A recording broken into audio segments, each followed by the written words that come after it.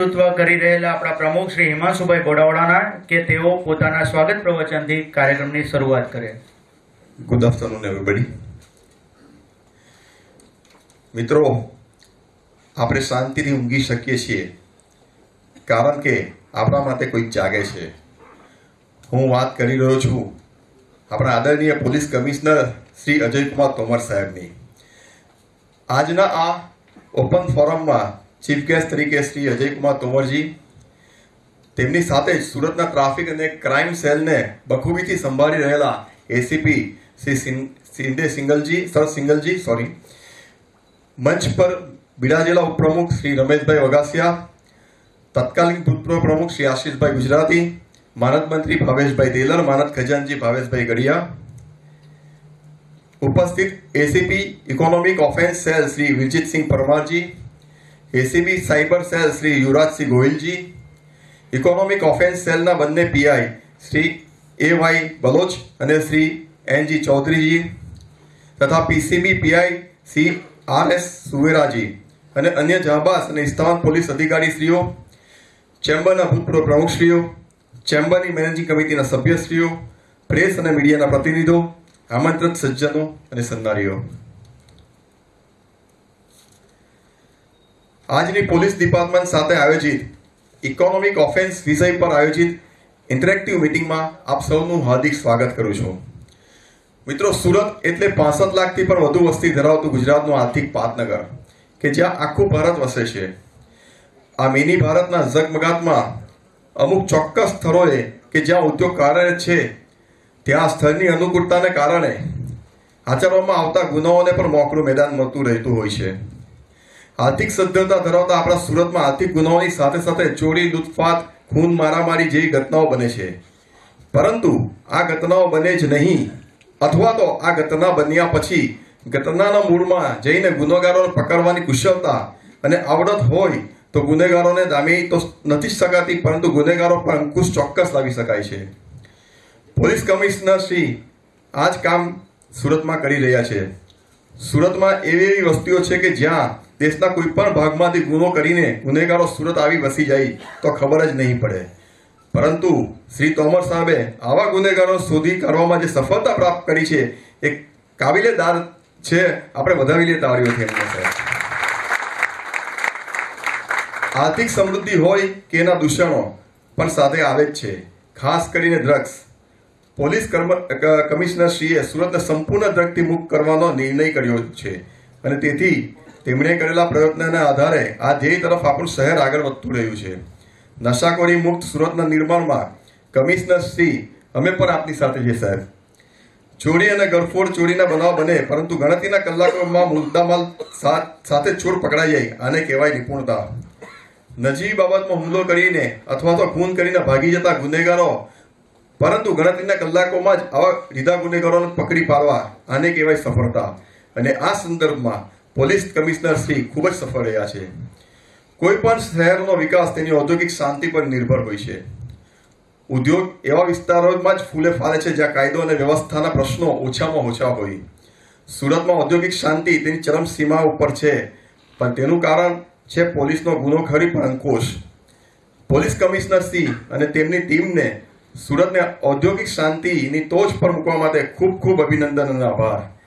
આ તકે તેમની સક્ષમ કામગીરીને કારણે સુરતે મેળવેલા બહુમાનો પણ આપની સમક્ષ વર્ણવતા મને આનંદ થાય છે. Year 2022 award for excellent city with best safety and security system records by ministry of housing and urban national level award. Year 2021 award for best performance in road safety and security by government of Gujarat state level award. અને year 2022 3 SKOCH award in 3 category. Number 1 cyber Sanjeevani, number 2 I fail watch campaign and number 3 eco. મિત્રો, 3 વર્ષમાં 3 સુરતને award મળ્યા છે. આપણા CP સાહેબને અને સુરત પોલીસને આપણે વધાવી લઈને આવ્યો છે. સુરતને મળેલા એવોર્ડ્સ પરથી પોલીસ ખાતાની કુશળ કામગીરીની વ્યાખ્યા આપણે સૌ સમજી શકીએ છીએ. સુરતના ફાળે આવેલા સન્માનના સાચા હકદાર આપ સૌ પોલીસ કર્મી છો. આપ સૌને ખૂબ ખૂબ અભિનંદન પાઠવું છું. હાલના સમયમાં ટ્રાફિકની સમસ્યા પણ રોજબરોજની તેની સ્પીડ વધારતી જાય છે. આ સ્પીડને અંકુશ રાખવા માટે જેઓ હર હંમેશ સજાગ છે અને સુરતના ટ્રાફિકનો દોરી સંચાર સુચારુ ચાલી રહ્યા છે તેવા કાબિલે તારીફ કામગીરી કરી રહેલા ACP traffic and crime Shri Sanjay સિંગલજીની ઉપસ્થિતિની પણ હૃદયપૂર્વક આવકારું છું. તો શરદ સિંગલજી. તો ચાલો આજે આપણે સૌ ભેગા મળી ટ્રાફિક ઉપરાંત ગુનાખોરી ઉપર અંકુશ કઈ રીતે લાવી શકાય અને તેના માટે શું શું કરવું જોઈએ તે વિષયની ચર્ચા કરીએ. મુક્ત મને કમિશનરશ્રી અને તેના અધિકારીઓ તેમની પોતાની વાતો પ્રસ્તુત કરશે અને પછી આપણે સૌ એ વાતોમાં સામેલ થઈ સમગ્ર દેશમાં સૌથી સુરક્ષિત અને સલામત સુરત કઈ રીતે બનાવી શકાય તે દિશામાં આગળ વધવાનો પ્રયત્ન કરીશું. આ તકે પોલીસ કમિશનર શ્રી અજયકુમાર તોમરજી, તેમની સાથે ઉપસ્થિત પોલીસ વિભાગના અધિકારીઓ અને સુરત શહેરની વિશાળ જનતાને આવકારતા આપતા મને આનંદ અને ગર્વની લાગણી અનુભવું છું. Thank you. આભાર. ખૂબ ખૂબ આભાર પ્રમુખશ્રી. નાવ ઇઝ ટાઈમ ટુ ફેલિસિટેટ આજના આપણા પધારેલા કમિશનર સાહેબ. તો હું તમામ હોદ્દેદારોને વિનંતી કરીશ કે સૌપ્રથમ તો હિમાંશુભાઈ બોડાવાલા, પ્રમુખ ઓફ ચેમ્બર ઓફ કોમર્સ, ને હું વિનંતી કરીશ કે બુકે અને મોમેન્ટોથી શ્રી અજયકુમાર તોમરજીનું સ્વાગત કરે.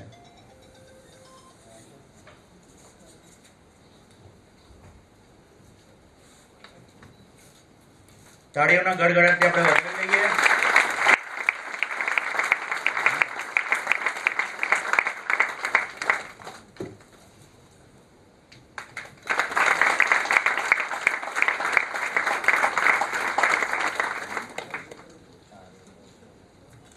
હું આઈપીપી શ્રી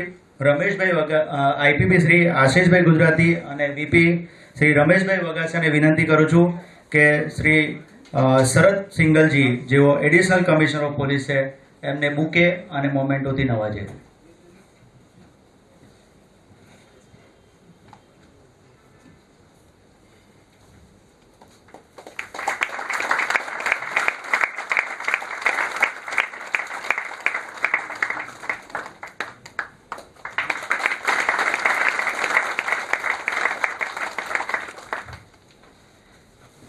આપણી વચ્ચે ઇકોનોમિક ઓફેન્સ સેલના એસીપી બિરજીતસિંહ પરમાર અહીં ઉપસ્થિત છે. એમને હું વિનંતી કરીશ કે તેઓ મંચ પર આવે અને આપણી વચ્ચે ભાવેશભાઈ ગડિયા ઉપસ્થિત છે. એમને બુકેથી નવાજવા માટે હું વિનંતી કરું છું.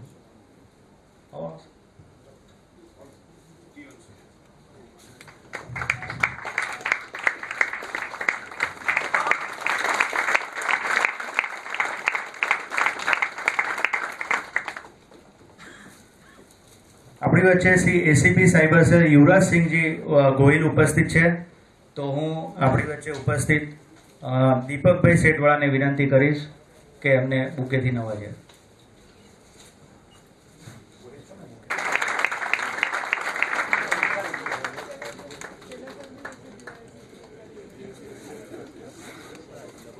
આભાર. મિત્રો, આજનો આ કાર્યક્રમ ઇન્ડસ્ટ્રી અને પોલીસ ડિપાર્ટમેન્ટ વચ્ચે બનેલ સેતુને વધુ મજબૂત, વધુ સક્ષમ અને વધુ મૈત્રીપૂર્ણ કરવા તરફનો એક નાનો પ્રયાસ છે. શહેરના કાયદા અને વ્યવસ્થાના પાલન અંતર્ગત પોલીસની કામગીરી આપણે સૌ પરિચિત છે જ. સાથે આજે આપણે એક ડગલું આગળ વધીને પોલીસ ડિપાર્ટમેન્ટ ઔદ્યોગિક ક્ષેત્રે બનતા વિવિધ ગુનાઓ અને તેને રોકવાના પ્રયાસોમાં પોલીસ ડિપાર્ટમેન્ટ આપણને કેવી રીતે મદદરૂપ નીવડી શકે છે તે સમજવાનો પ્રયાસ કરીશું. આ કાર્યક્રમની વિસ્તૃત જાણકારી આપવા માટે ચેમ્બરના ઓપન ફોરમના કમિટીના ચેરમેન શ્રી શૈલેષભાઈ દેસાઈને હું અહીં જણાવવા માટે વિનંતી કરું છું.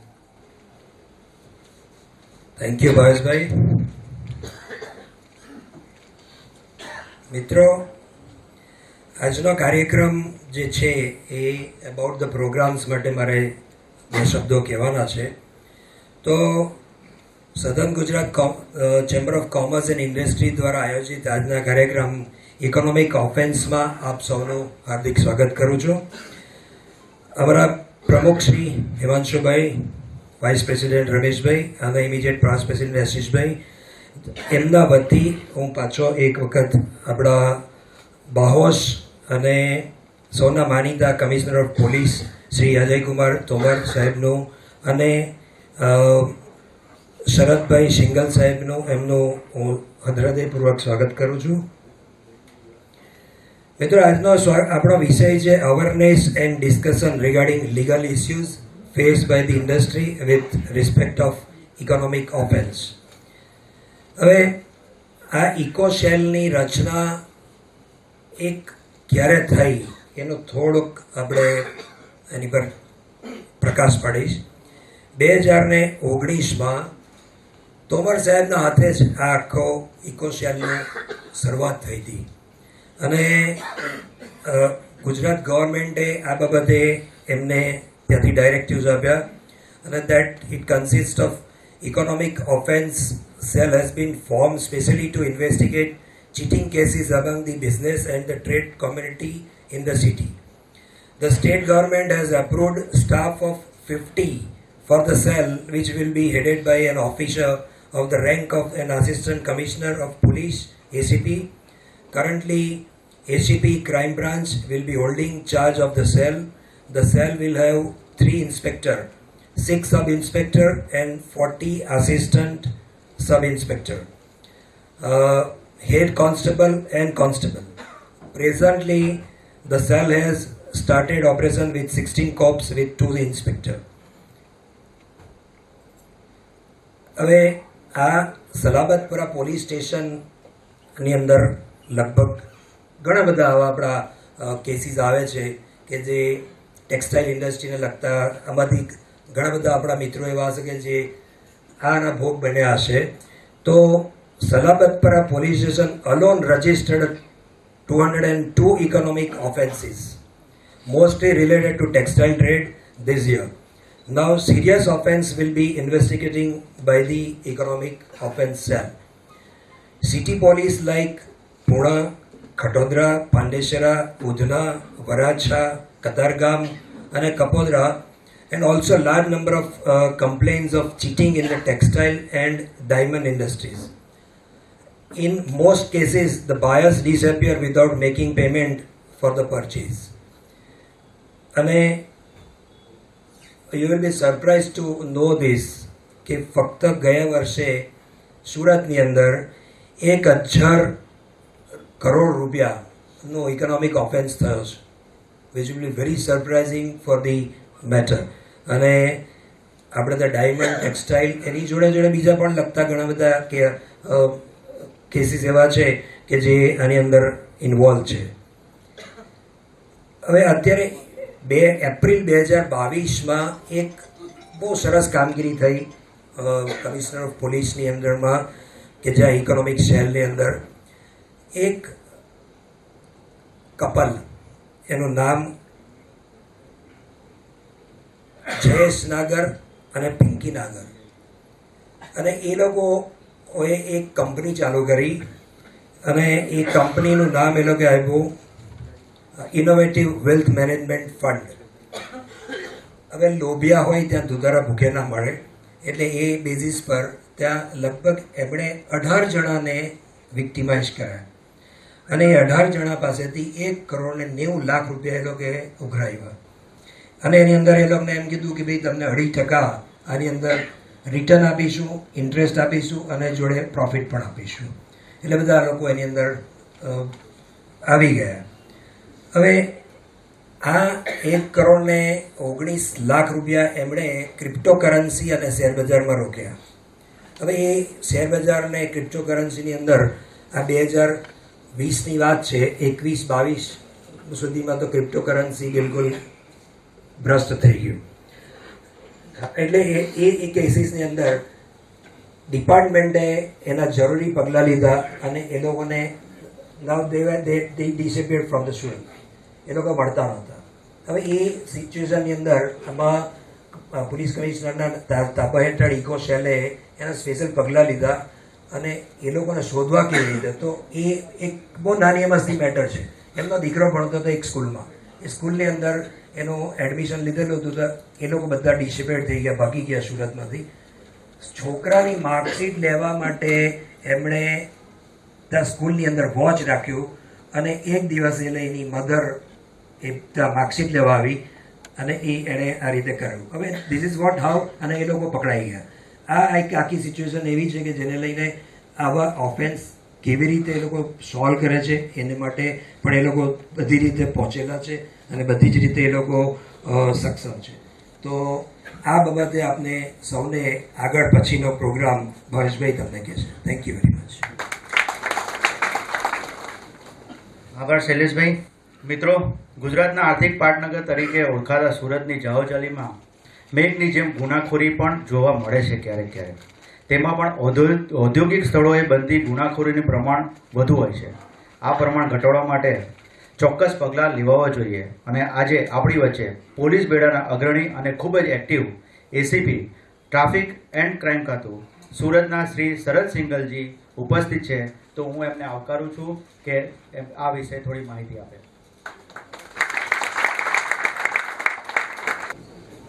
આદરણીય સીપી સર, તમામ એચજીસીઆઈનો હોદ્દેદારો, તમામ ઔદ્યોગિક વિસ્તારથી આવેલા તમામ વેપારીગણ, મીડિયાનો સદસ્ય અને મારી ટીમનો તમામ એસીપી અને પીઆઈ શ્રી, આજે અમે એક છોટી પ્રેઝન્ટેશન આપવામાં આવશે જેમાં આપનું બધું જણાવવામાં આવશે કે અમે છેલ્લા 2 વર્ષમાં શું પગલાં લીધા છે અને દરેક ગુનામાં એક શીખવાની તક હોય છે કે આ ગુના કેવી રીતે બન્યો અને ભવિષ્યમાં ના બને એના માટે અમે શું પગલાં લઈએ છીએ એના મોટા મોટા પોઈન્ટ્સ અમે પ્રેઝન્ટેશનમાં આપ્યા છે. દરેક ફરિયાદી જ્યારે જાય છે પોલીસ સ્ટેશન, એની એક અપેક્ષા હોય છે કે પોલીસ તરત જ એફઆઈઆર આપે અને એનો રિકવરી કરાવે અને આરોપીઓને પકડે.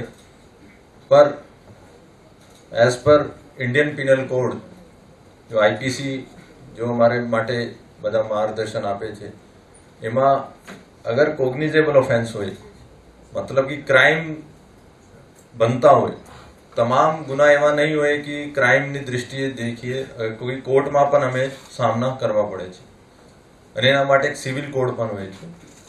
તો જ્યારે કોઈ ફરિયાદી આવે છે એની અપેક્ષા હોય છે કે તરત જ એફઆઈઆર આપો, એવા તમામમાં પોસિબલ નથી ક્યોંકि તમામ એક સરખો કેસ હોતો નથી. પર ફરિયાદીઓનો એવા લાગે છે કે આ કેસમાં એફઆઈઆર થઈ તો મારે કેસમાં કેમ નથી. તો શું એમાં ઇન્ગ્રીડિયન્ટ્સ હોય છે કે જો ક્રિમિનલ તરફે દર્શાવે છે, હું આપનો બતાવીશ. તો હું શરૂઆત કરીશ કે અમે શું પગલાં લીધા છે, શું કામગીરી કરી છે અને ભવિષ્યમાં મોટા મોટા ગુના અમે જો લીધા છે કે શું નહીં કરવા જોઈએ જેનાથી આપ બચી શકો છો. નેક્સ્ટ, આપ જોઈ શકો છો કે જ્યારે ઇકોનોમિક ઓફેન્સ વિંગ 2021માં શરૂ કરવામાં આવી, 2019માં એને એક નોટિફિકેશન બહાર પાડવામાં આવ્યો, પરંતુ 2021માં એકચ્યુઅલ પોસ્ટિંગ અને એનો રચના કરવામાં આવી. એમાં અત્યાર સુધી 242 જેટલી અરજીઓ મળી છે અને એમાં પણ એક ડિસ્ટિંગ્વિશ છે કે જો ઇન્ટર સ્ટેટ ગેંગ હોય, જો એકથી વધારે ગુના કરતા હોય એવા કોઈ ગેંગ હોય, અથવા 25 લાખથી વધારેની ચીટિંગ હોય, અથવા કોઈ એવા ટેકનિકલ ગુના હોય જો પોલીસ સ્ટેશન લેવલથી હેન્ડલ નહીં થઈ શકે, એવી અરજીઓ સીપી સાહેબ મારફતે ઇકોનોમિક ઓફેન્સ વિંગમાં આવે છે. અને એમાં આપ જોઈ શકો છો જેમાં 442માંથી 126 જેટલા ગુના અમે દાખલ કરવામાં આવ્યા અને એમાં આ 126માં કુછ ગુના અમે સ્લાબતપુરામાં પણ ગુના દાખલ કરવામાં આવ્યા અને બાકીનો ગુના ઇકોસેલ તપાસ કરતા હતા. એમાં 34 ગુના 2020-21માં અને 2022માં ત્યાર સુધી 41 ગુના જેટલા અમે ઇકોનોમિક ઓફેન્સમાં દાખલ કરવામાં આવે છે અને 51 જેટલા ગુના બીજા પોલીસ સ્ટેશન જેવા કે સ્લાવતપુરા અને પૂનામાં દાખલ કરવામાં આવે છે. અને અત્યાર સુધી તપાસ દરમિયાન આ 55,52,02,476 રૂપિયાની રિકવરી કરવામાં ઇકોસેલ અને સુરત શહેર પોલીસ સફળ થઈ છે. અને અત્યારે આ વાત કીધી કે 1,000 કરોડનો અંદાજિત ચીટિંગ અથવા પૈસા ફસાયેલા છે. હું માનું છું કે સુરતનો અગર ટર્નઓવર જોઈએ તો એનો આ 1% અથવા 2%થી વધારે ના હોય. તો અમે ટર્નઓવર મુજબ જઈએ કે તો એમાં 1-2% પર નાના માણસ માટે જો 50 લાખનો એને પૂરી મૂડી હોય છે એમાં અગર એનો પૈસા ફસી જાય એના માટે આ પૈસા બહુ ઇમ્પોર્ટન્ટ હોય છે. તો અમારું મેઇન કામ આ નથી કે મારું મેઇન કામ આરોપીનો અટક કરવા સાથે સાથે એનો રિકવરી પણ થાય, અને જ્યાં સુધી રિકવરી નહીં થાય ત્યારે એનો એકચ્યુઅલ પ્રોફિટ યા એકચ્યુઅલ એનો જો આપણે શું કહીએ કે એનો રિઝલ્ટ ના મળે, क्योंकि कन्विक्शन થાય પર એનો રિકવરી ના થાય તો એની આર્થિક સ્થિતિ ત્યાંની ત્યાં રહેશે. નેક્સ્ટ, જીએસટી કૌભાંડ આપ જોઈ શકો છો. અમે 2021માં એક ફેક ઇનવોઇસ બિલિંગનો કેસ કરવામાં આવે અને એના પાસે એના થ્રુ 180 જેટલી શેલ કંપનીઝ અમે એમાં 30-35 તો એવી કંપની હતી જે પાનની ગલ્લા ઉપર એડ્રેસ હતા રાજકોટ ખાતે, અને વધારે એનો જો મેઇન સેન્ટર છે આ ભાવનગર છે. ત્યાંથી ઘણા બધા ફેક ઇનપુટ ટેક્સ ક્રેડિટનો આ લોકો કૌભાંડ આચરતા હોય છે. અને અહીંયા પણ આ ટેક્સટાઇલમાં પણ ઘણા બધા માણસો લાભ લોભનમાં આવીને ફેક ઇનપુટ ક્રેડિટ અથવા બિલિંગ કરાવતા હોય છે. અને આ નહીં કરો અને તમે આપ લોગ આ એના કૌભાંડમાં નહીં ફસો તો એના માટે ઘણીવાર સીએ અથવા અકાઉન્ટન્ટ આપને પાસેથી આપનો ડોક્યુમેન્ટ્સ મેળવી લે છે અને આપનો ખબર ના હોય આપને પાસેથી સાઇન પણ કરાવી લે છે. તો કૃપયા કરીને જ્યારે આપ સાઇન કરો છો, ચાહે આપનો અકાઉન્ટન્ટ હોય, સીએ હોય, એકવાર વાંચીને કરજો. ઘણીવાર આ મારો કૌભાંડમાં સીએની ભૂમિકા બહુ ઇમ્પોર્ટન્ટ હતી. એને 1-2 અકાઉન્ટ જો અહીંયા સુરતનો ખોલાવી અને બીજાનો વાપરવા માટે આપ્યો હતો. કોઈ સસ્તા કે ખોટા જીએસટી બિલ આઈટીસી મેળવવા માટે બિલ ના લેવું. આજે નહીં તો 4-5 વર્ષ પછી આપનો જ્યારે નામ ખુલશે ત્યારે આપનો પેનલ્ટી સાથે બધું ભરવા પડશે. અને આવી માહિતી જ્યારે આપનો ખબર પડે કે સિટીમાં અથવા ટેક્સટાઇલ માર્કેટમાં અહીંયા કોઈ એવી સીએ અથવા કોઈ બી એજન્સી સસ્તામાં ટેક્સનો બચાવવા માટે આપનું બિલિંગ આપી રહ્યા છે તો તરત જ આપ જીએસટી અથવા પોલીસ ડિપાર્ટમેન્ટનો જાણ કરો. આ એક છે કે આગ્રાથી અહીંયા માલ મેળવવા માટે આવ્યા અને માલ લીધું અને પછી મોબાઈલ અને બધું બંધ કરી દીધું. અને જ્યારે સ્થાનિક પોલીસ આવતી હતી ત્યારે આ લોકો એનો કોઈ રિસ્પોન્સ આપતા ન હતા. પછી ઇકો સેલમાં સીપી સાહેબે કેસ ટ્રાન્સફર કર્યો અને 2 દિવસની અંદર 48 કલાકની અંદર અમે આરોપી આગ્રાથી પણ ઉપાડે. અને એની મનસા ના હતી, એના પાસે પૈસા હતા, દાનત ના હતી. અહીંયા જ્યારે ઉપાડીને લઈને આવ્યા વેપારીનું, તરત જ એને 48 કલાકમાં 100% પૈસા પણ રિટર્ન કર્યા. અને હું હવે સીપી સાહેબની સ્ટ્રિક્ટ ઇન્સ્ટ્રક્શન્સ છે કે કોણ સા ગુનામાં એફઆઈઆર થશે અને કોણ સામાં નહીં થશે. તો જેવા જો ખાસ કરીને વેપારીઓ આપને પાસેથી માલ મેળવી લે અને પછી આપણી દુકાન બંધ કરીને ભાગી જાય, મોબાઈલ બંધ કરીને ભાગી જાય, તો આ ખરેખર સાચી ચીટિંગનો છે. પરંતુ ઘણા બધા એવા કેસોમાં હોય છે કે કોરોનામાં આપણે માલ આપ્યો, ક્રેડિટમાં આપ્યો, એના પાસે અત્યારે પૈસા નથી, આ કંઈ ભાગ્યા નથી, આ કહે છે કે હું મારી પાસે પૈસા આવી જાય, ત્યારે આ વાયોલેશન ઓફ કોન્ટ્રાક્ટ ઓર એના સિવિલ મેટર હોય છે. પર ક્રિમિનલ ત્યારે હોય કે એની મનસા હતી, એને દુકાન ખોલી, આપનું કીધું યા શરૂઆતમાં થોડા આપનો ઇમિડિયેટ પેમેન્ટ આપી દીધું, આપનો વિશ્વાસ બી ના હતા, એને 15-30 દિવસની ક્રેડિટ મેળવી અને 10 દિવસમાં પૈસા આવી ગયા. ત્યારે આ પછી જ્યારે વધારે માલ લેતા ગયા અને એક દિવસે એટલા બધા માલ લીધા અને પછી બંધ કરીને જતા રહ્યા.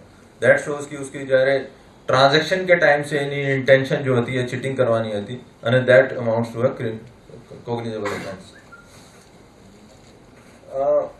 હવે કોઈ એવી માહિતી હોય, અત્યારે હું કે પછી આ સ્લાઇડમાં છે જ્યારે ગ્લોબલ ટેક્સટાઇલ વાળા મેટર આવશે હું કહીશું કે અગર ટાઈમલી અમે ઇન્ફોર્મેશન મળે તો ઘણા બધા આરોપીઓ જો વિદેશ ભાગી જાય છે એનો અમે લુકઆઉટ નોટિસ આપીને ત્યાં એરપોર્ટ પર જાણ કરી શકે છે, તાકી આ લોકો જ્યારે દેશ છોડવા માટે ભાગતા હોય ત્યારે એનો અમે સમયસર પકડી શકાય. નેક્સ્ટ, ગ્લોબલ ટેક્સટાઇલ માર્કેટ કુલ 17 થી 18 કરોડ વૈસે માર્કેટમાં તો ઘણી બધી વાતો ચાલતી હતી કે 24-25 કરોડથી વધારેનો આ કૌભાંડ હતો, પરંતુ આ જો એફઆઈઆર દાખલ થઈ આ 17 થી 18 કરોડની અંદાજે થઈ હતી અને એમાં અમે 7 આરોપીઓને ધરપકડ કરવામાં આવે. મેઇન આરોપી અત્યાર પણ દુબઈમાં છે અને એના લુકઆઉટ નોટિસ થઈ ગયા છે. જ્યારે ઇન્ડિયામાં કોઈ બી એરપોર્ટ મારફતે આવશે તો એનું અમારે બીજી એજન્સી મારફતે અમે જાણ કરશે અને અમે એની કસ્ટડી પણ મેળવીશું અને ત્યાં સુધી એની 4.5 કરોડ જેટલી માલ અમે રિકવર પણ કરાયા છે. અને આ મેટરમાં આ જ્યારે ભાગ્યા હતા એનાથી 3-4 દિવસ પહેલા આ વાટાઘાટા ચાલતા હતા કે ભાઈ થોડા બહુ પૈસા આપી દઉં આપી દઉં, પણ જ્યારે આવા ચાલતા હોય ત્યારે આપ અમે પોલીસનો જાણ કર્યો તો અમે એના ઘર ઉપર વાચ અથવા પહેલાથી એરપોર્ટ અથવા એના અકાઉન્ટ્સ પણ ફ્રીઝ કરાવી શકાય છે. એને એવી રીતે કર્યો કે પહેલા 2 કરોડનો માલ લીધા, 4 કરોડ, 6 કરોડ, 8 કરોડ, 10 કરોડ તક આ બધા પૈસા આપતા હતા. પછી એને એક સાથે 22 કરોડનો માલ અહીંયા મંગાવ્યો અને અહીંથી કન્ટેનર મારફતે બીજા કન્ટ્રીઝમાં મોકલ્યો અને એની પેમેન્ટ અહીંયાનો કોઈ પણ વેપારીનો આપ્યો નથી. પછી દુકાન બંધ કરીને જતા રહ્યા અને એનો મૂળ જો આરોપી છે, જો મેન આરોપી છે, આ દુબઈમાં બેઠા બધા પ્લાનિંગ કરતા હતા. તો કૃપયા કરીને જ્યારે આપણે કહીએ કે ભાઈ આ ઉઠી ગયો છે, ઘણી વાર સાંભળવા મળે છે આ પેઢી ઉઠી ગયો, એટલાનું નુકસાન થઈ ગયા, એટલા લોકો ફસાઈ ગયા. આ એક દિવસનો નથી હોતો, આ એક મહિના સુધી તો ચાલતા હોય છે. આપનો લાગે છે કે એનો ચેક બાઉન્સ થાય છે, એનો ક્રેડિટ પહેલા 15 દિવસમાં પેમેન્ટ આપતા હતા, હવે 6 મહિના નથી આપતા. આ એક થોડા વોર્નિંગ સાઇન્સ છે. અગર આપ એનો વ્યવસ્થિત વાંચજો તો આપને ખબર પડી જશે કે આ થોડા એને મનમાં ચીટિંગ થઈ ગઈ છે અને આ ભાગવા માટે રેડી છે. નેક્સ્ટ, ટેક્સટાઇલ વેપાર અંગે શીખવા જેવી બાબત. જ્યારે કોઈ વેપારી શરૂઆતમાં માર્કેટ નિયમ કરતા વહેલા પેમેન્ટ કરતા હોય અને ધીરે ધીરે, જેવી આપનો કીધું કે ભાઈ કોઈ 1 મહિનાની ક્રેડિટ કરે અને 10 દિવસમાં આપનો ફોન આવી જાય કે ભાઈ આપ આપના પૈસા હું આપનો અકાઉન્ટમાં મૂકી દીધો છે, તો આપનો પણ વિશ્વાસ આવશે કે ભાઈ આ પાર્ટી પાસે ઘણા પૈસા છે તો આપ એનો ડબલ ક્રેડિટ આપશો. પછી ડબલ ક્રેડિટ પણ આ 1 મહિનાની અંદર આપશે તો આપ એનો 4 ગુના આપશો. પણ જ્યારે એનો લાગે કે ભાઈ હવે ટાઈમ આવી ગયા છે, આ જ્યારે 4 ગુના ક્રેડિટ જેટલા માલ છે એનો આપનો કોઈ પેમેન્ટ કરશે નહીં અને પછી જતા રહેશે. આવા કોઈ વેપારી ઉઠવાનું કરવાનો સંદેશ હોય તો તે અંગે એસોસિએશન હા હોય કે ભાઈ ઘણી વાર શું હોય કે પોલીસ પાસે આપ લોગ વેપારી વર્ગ આપતા નથી, ક્યોંકि ઘણા બધા પીઆઈ ક્વેશ્ચન પૂછશે કે ભાઈ તમે એફઆઈઆર આપવા તૈયાર છો, આ છે, પહેલા અરજી આપી દો. પછી તો આપને પાસે એક એસોસિએશન છે, ફોસ્ટા છે, ઘણી બધી એસોસિએશન છે, જીસીસીઆઈ છે. આપ એના મારફતે પણ અમે જાણ કરશો તો અમે આપનો ટેકનિકલી અને બીજા મદદ પ્રોવાઈડ કરાવી શકે છે. પોતાની ક્ષમતા કરતા વધુ માલની ખરીદી કરતા વેપારી સાથે સમજી વિચારી વેપાર કરવો અને સામેથી આવે છે કે એને કુલ 50 લાખનો પણ એનો કોઈ વધારે અકાઉન્ટ બેંક આ સુધી ટ્રાન્ઝેક્શન નથી થઈ અને આપ એનો 1-5 કરોડનો માલ આપો છો તો આ બધું સમજી શકો છો આ બધા ચીટર્સ છે અને બધું કમાનીની લાલચ. ક્યોંકि ટેક્સટાઇલમાં એવા છે કે એકવાર પ્રોડક્શન કરી દો પછી પૈસા તો આપણે આવી જશે અને એમાં પણ ક્રેડિટમાં 1% જોડાઈ જાઓ છો કે ભાઈ 2 મહિનામાં આવશે તો 1% જોડીને આવશે. તો આપનો પણ લાગે છે જ્યારે આવશે તો 1% તો અમે વધારે આવશે, પર જ્યાદા લાલચની કારણે આ 1% તો છોડો પર 1 પૈસા પણ નહીં આવશે.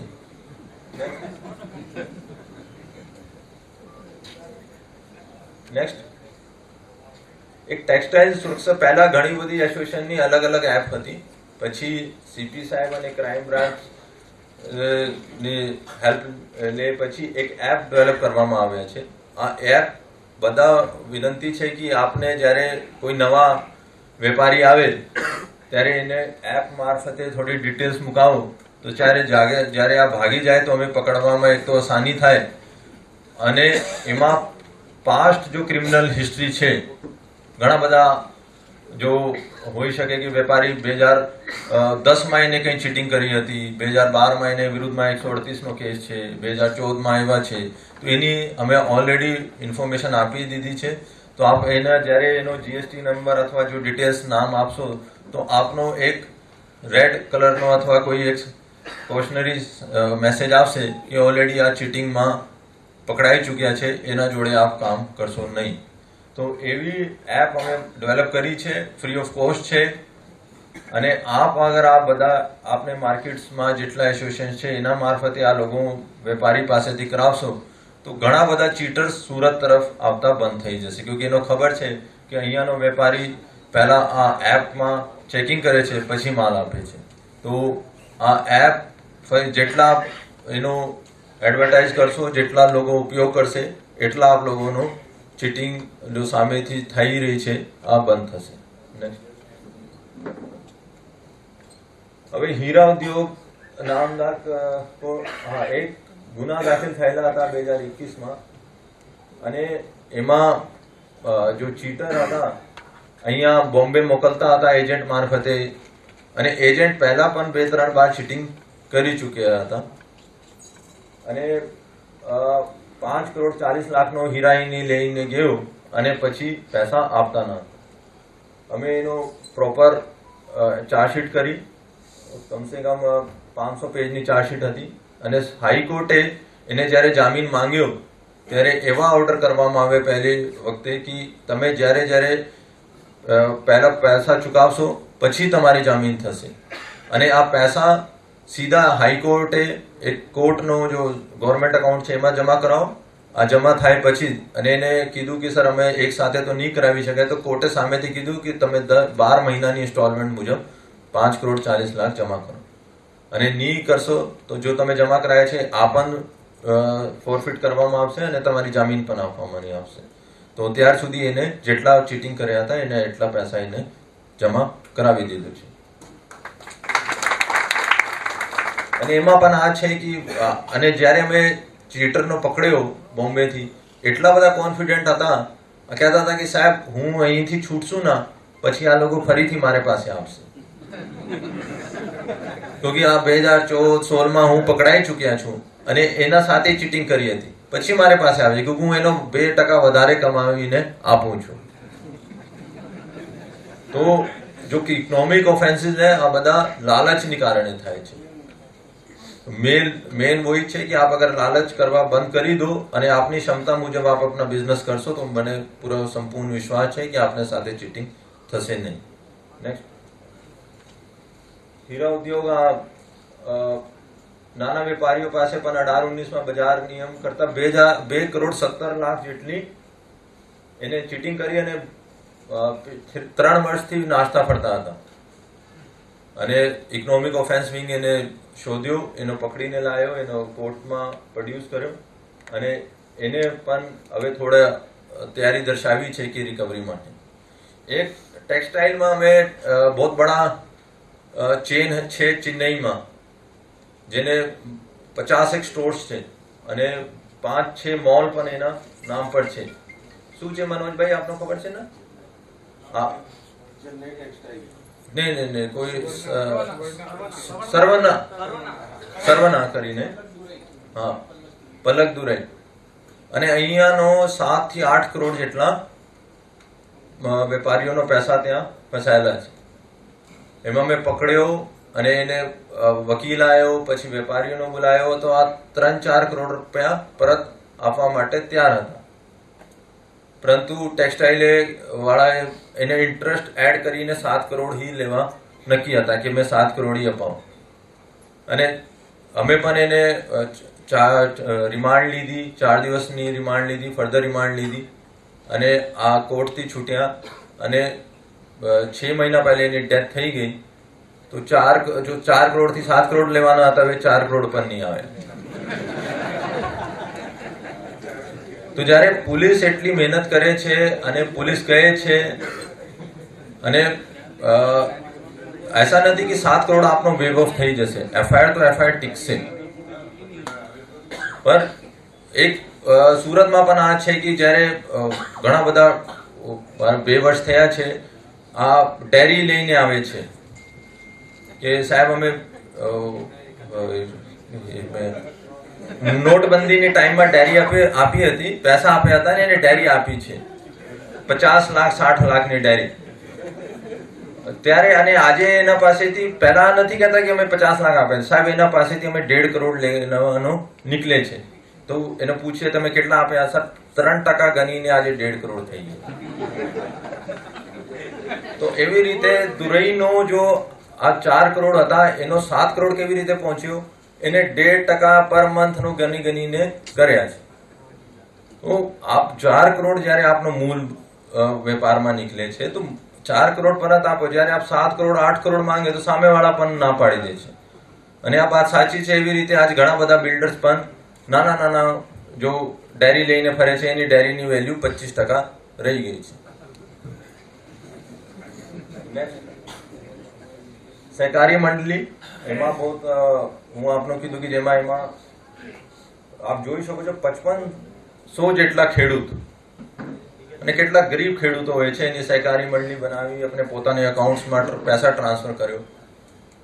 અને એમાં પણ સીપી સાહેબ પાસે બધા ખેડૂતનો આગેવાન આવ્યો. તરત જ સીપી સાહેબે એક નોવોક ઓફેન્સમાં કેસ ટ્રાન્સફર કર્યો, એફઆઈઆર દાખલ કરી અને 15 કરોડ આરોપીઓને પકડ્યો અને 15 કરોડ આજે પરત ખેડૂતોને ખાતામાં જમા થઈ ગયા. સહકારી મંડળીઓનો નિયમિત ફોરેન્સિક ઓડિટ કરાવો. ફક્ત સહકારી મંડળી નહીં, આપનો પણ ઘણી બધી ફર્મ્સ હોય છે. એક હોય છે નોર્મલ ઓડિટ જો આપ સીએ ઓડિટ કરતા હોય છે, એમાં ફક્ત બેલેન્સ શીટ, પૈસા, કેશ ફ્લોનો હોય છે. એક હોય છે ફોરેન્સિક ઓડિટ. ફોરેન્સિક ઓડિટ મતલબ કે કોઈને જાણી બૂજીને ચીટિંગ તો નથી કરી, ફ્રોડ તો નથી કર્યા. હવે એઝ ન્યૂ રૂલ્સ પ્રમાણે પણ આપનો હવે ફોરેન્સિક ઓડિટ કરવાનો ફરજિયાત છે, ખાસ કરી સહકારી મંડળી કોઓપરેટિવ સેક્ટર્સનો. આવા બનાવો આવા બનાવો મંડળીઓ સવારે બનતા હોય જેની જાણ થતા. અને એવા ઘણા બધા પોલીસ પર ફરિયાદ નથી આપતી. એનો ખબર છે કે પોલીસ એકવાર એફઆઈઆર થઈ જશે તો આ પૈસા પણ નહીં આપશે, પણ એવા નથી હોતું. ઘણી વાર અમે એને પ્રોપર્ટી પણ અટેચ કરાવી શકીએ છીએ. જીપીઆઈડી એક્ટમાં પણ એવી પોલીસનો સત્તા આપી છે કે એને જો ચીટિંગ કરીને પૈસા લીધા હોય અને એનાથી કોઈ પ્રોપર્ટી બનાવી હોય તો એનો પણ અમે સીઝ કરાવી શકીએ છીએ, અને તાકે આપનો આ પ્રોપર્ટી સેલ કરે પછી આપનો રિકવરી થઈ શકે છે. એમએલએમ માર્કેટિંગ આ એક ટાઈપનો છે કે ભાઈ તમે 10,000 ઇન્વેસ્ટ કરો, 10,000 નો શેમ્પુ, સાબુન બધા મળશે, એના સાથે સાથે આપનું 2% પણ મળશે ઇન્ટરેસ્ટ, 2% ઇન્ટરેસ્ટ પણ મળશે.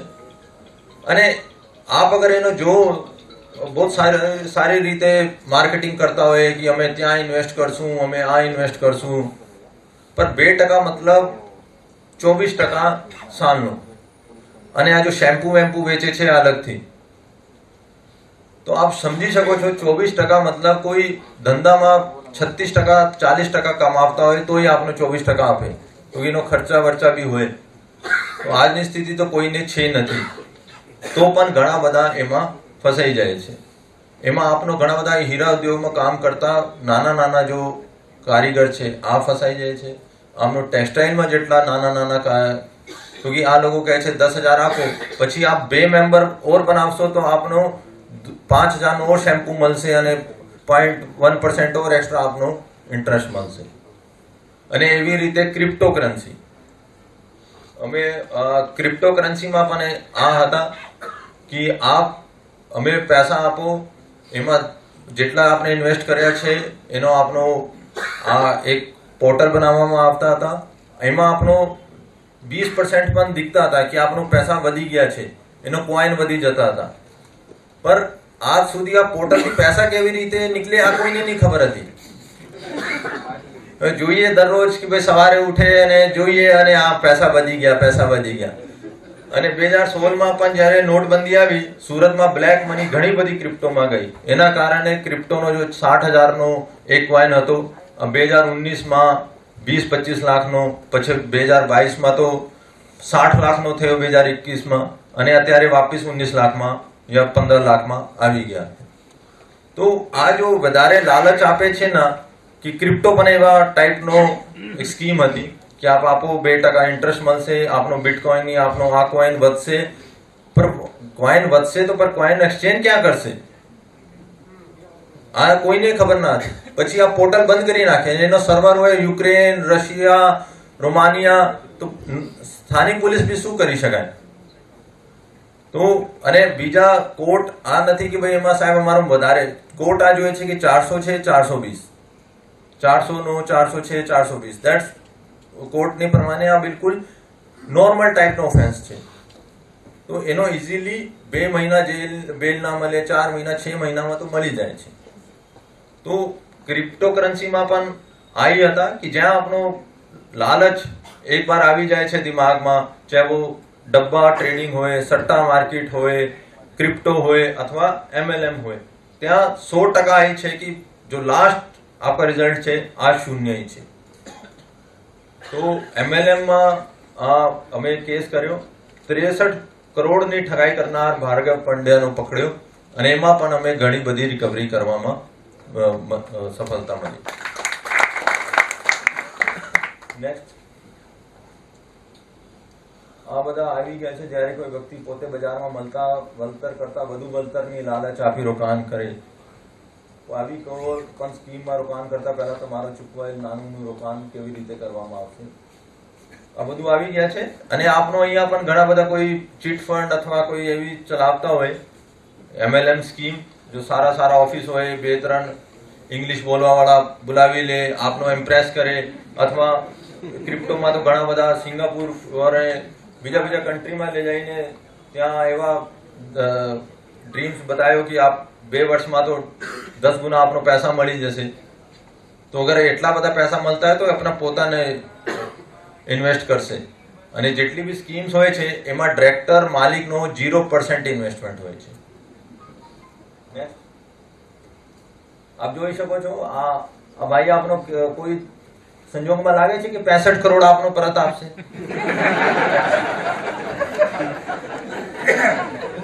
આ તૂટી ચપ્પલમાં આવ્યા હતા. મેં જોઈને પણ શરમ આવી કે ભાઈ આ લોકો કેવી રીતે એના પાસે ફસાઈ ગયા. અને 65 કરોડ આ ફક્ત એક જણા નથી, કમસે કમ 10-20 હજાર લોકોનું. અને 10-20 હજાર એવા હતા જો મહિનાનો 10,000-15,000 કમાવતા હતા. આપ જોઈ શકો છો એનો પૂરે 10 વર્ષની જો સેવિંગ્સ હતી આ બધા લૂંટાઈ ગઈ. નેક્સ્ટ, આ એક અહીંયા સ્કીમ લાવ્યા કે ભાઈ અમે બધા મોટી સ્ટેચ્યુ ઓફ યુનિટી જોડે ટાઈઅપ છે, ગાંધીનગરમાં ટાઈઅપ છે, અહીંયા હજીરામાં ઘણી બધી ગાડીઓ ટાઈઅપ છે. અને માર્કેટમાં જો 3,000 રૂપિયા ભાડા મળતા હતા પર મંથ એ ગાડીનો, આ કહેતા હતા અમે 9,000 या 10,000 આપશું. પછી જ્યારે પહેલા 3 મહિના તો એને 10,000 આપ્યો અને આ પણ કીધું કે ભાઈ ઓર ગાડીਆਂ લેતા હો.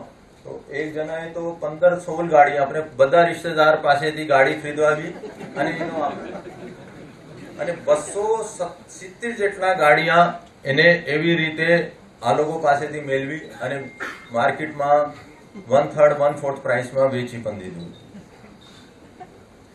આપ જોઈ શકો છો ઘણા બધા તો લોન લઈને ગાડી ખરીદી અને અહીંયા ભાડા માટે આપી અને 270 જેટલી ગાડીઓ ઇકોનોમિક ઓફેન્સ વિંગે એના પાસેથી કબજે કરાવી અને પરત જેને ગાડી હતી એનો પરત કોર્ટમાંથી અપાવી છે.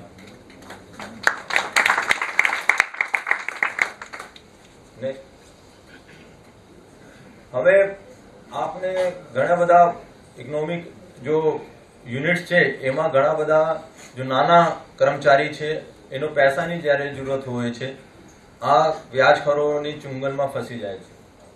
અને એક કાયદા છે મની લેન્ડિંગ એક્ટ, એમાં એક તો જો વ્યાજ પર પૈસા આપે છે એના પાસે લાયસન્સ હોવા જોઈએ.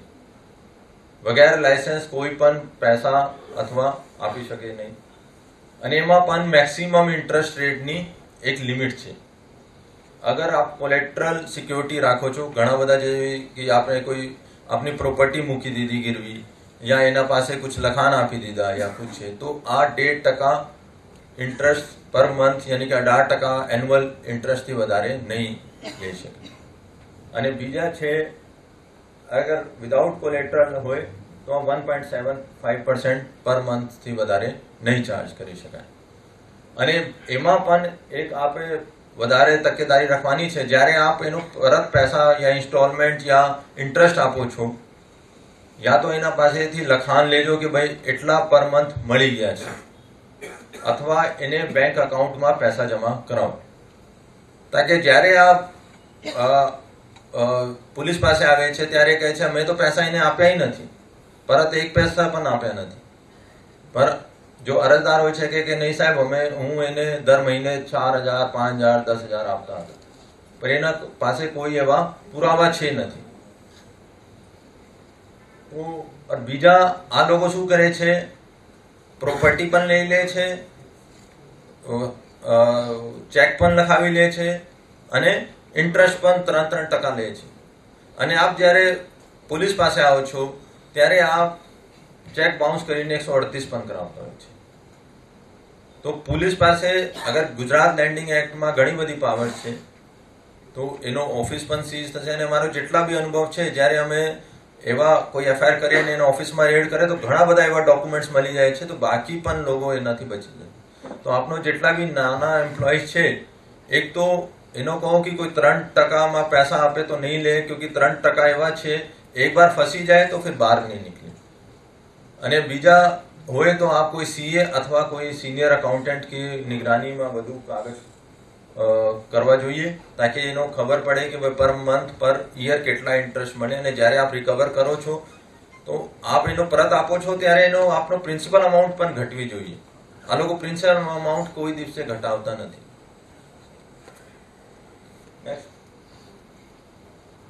અને સીપી સાહેબે તમામ પોલીસ સ્ટેશન અને ડીસીબી અને ક્રાઇમ બ્રાન્ચ અને એસઓજી અને બાકી એજન્સીનો લગાવી 8 દિવસમાં એક ડીજી સાહેબે ચેલેન્જ આપ્યા હતા. એમાં 173 જેટલા નાસ્તા ફરતા એવા આરોપી હોય છે જો ચાર્જશીટમાં તો નામ આવી જાય છે, પણ એનો અધૂરો નામ હોય, યુપીનો હોય, બિહારનો હોય અને સ્થાનિક મળતા નથી.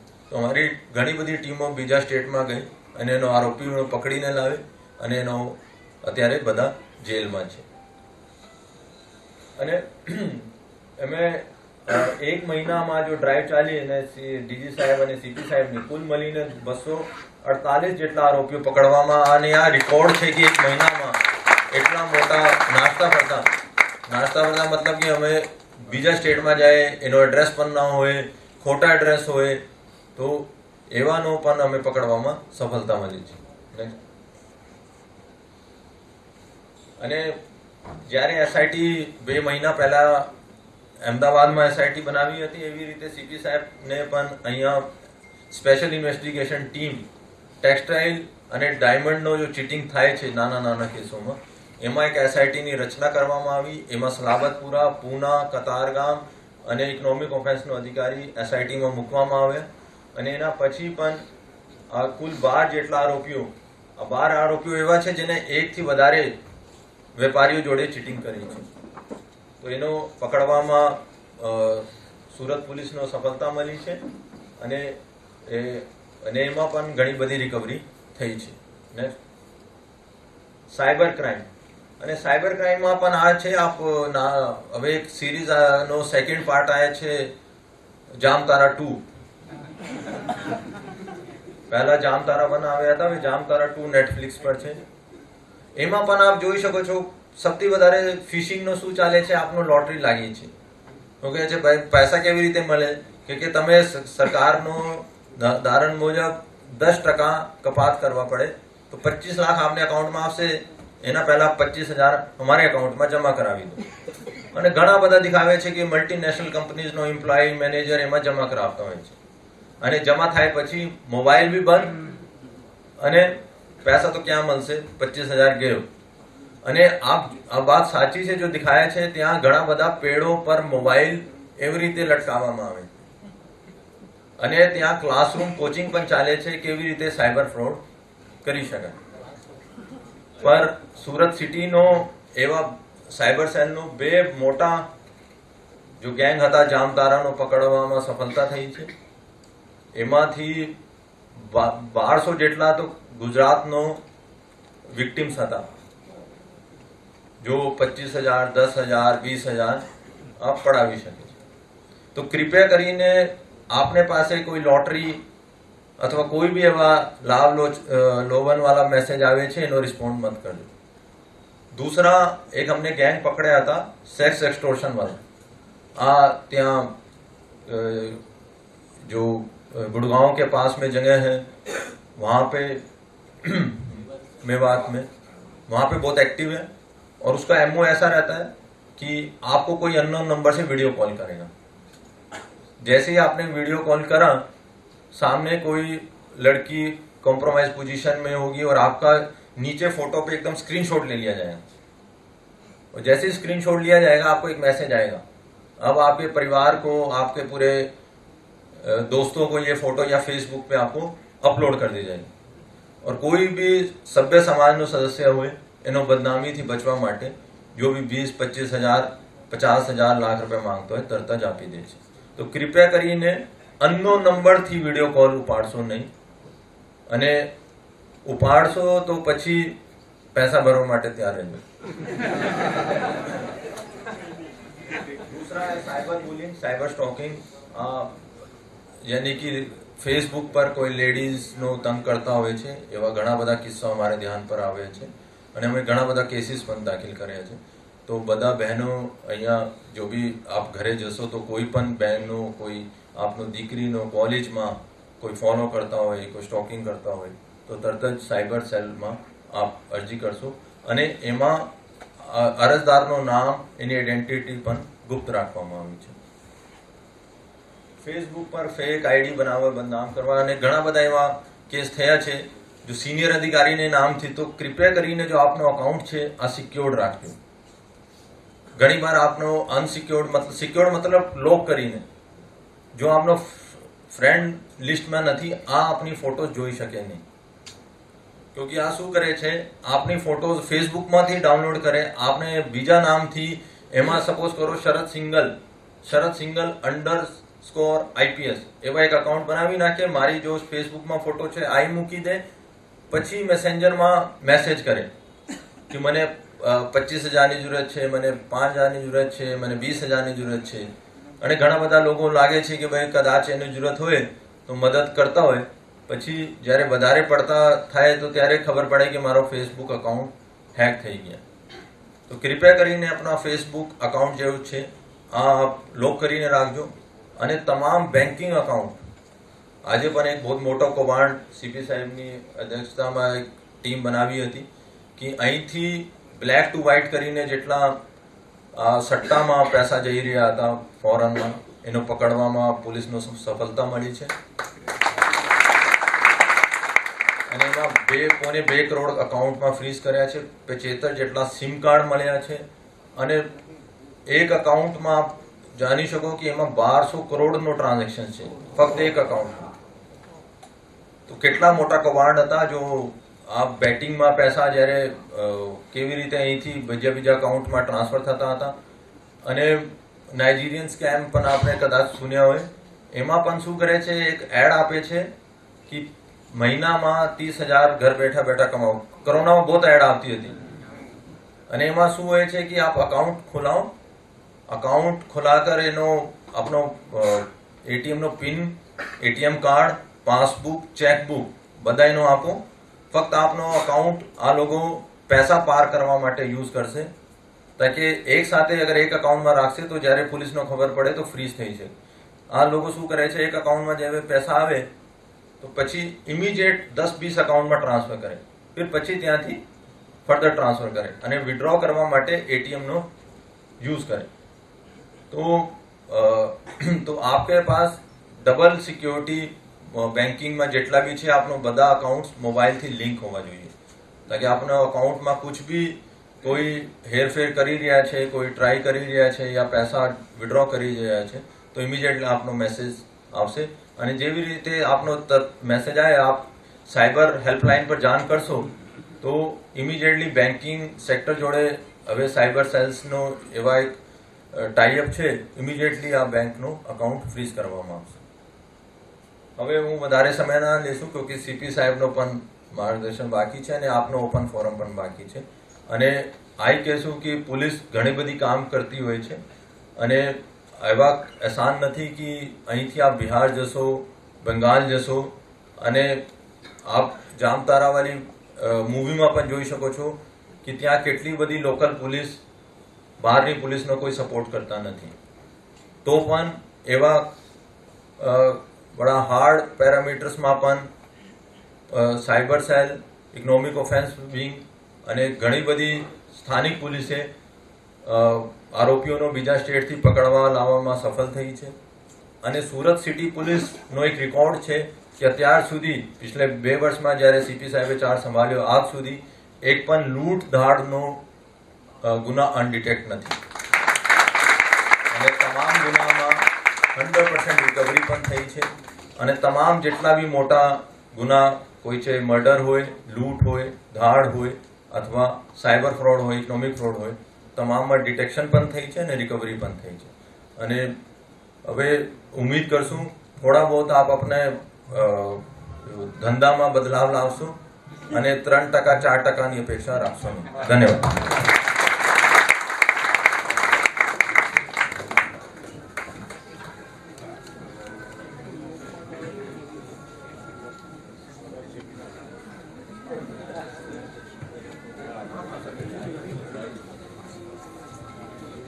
પોલીસની સફળ કામગીરી વિશે વિસ્તૃત માહિતી આપવા બદલ additional commissioner of police Shri Sharad સિંઘલજીનો ખૂબ ખૂબ આભાર.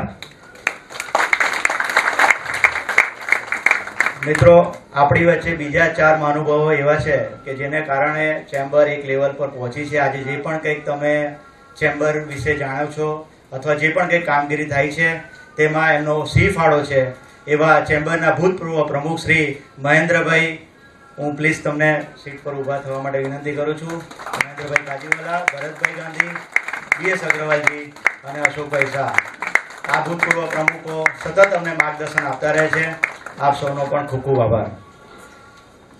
મિત્રો, સુરત શહેરના કાયદા અને વ્યવસ્થાની બાગદોડ જેમના મજબૂત હાથોમાં છે એવા સુરત શહેર પોલીસ ખાતાના બાહોશ કમિશનર શ્રી અજયકુમાર તોમરજી, કે જેમની કાર્યકુશળતાથી સમગ્ર શહેરીજનો વાકેફ છે જ, એમના આવ્યા બાદ ટ્રાફિક હોય કે અન્ય સામાજિક સમસ્યાઓ હોય, આ બધા પર ખાસી લગામ મેળવાયેલ અને શહેરીજનોને સુખાકારી માટે ક્યારેક કડક વલણ અપનાવીને પણ શ્રી તોમરજીએ પોતાની કાર્યકુશળતાથી શહેરી જીવન સમતોલ બનાવી રાખ્યું છે.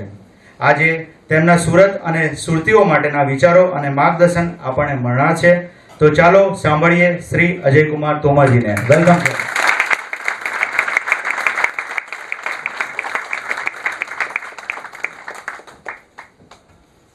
સાઉથ ગુજરાત ચેમ્બર ઓફ કોમર્સના પ્રમુખશ્રી, તમામ મંચસ્થ મહાનુભાવ મિત્રો અને આ બાજુ બેઠેલા તમામ ભૂતપૂર્વ પ્રમુખ અને શહેરના આગેવાન વેપારી મિત્રો, ભાઈઓ અને બહેનો,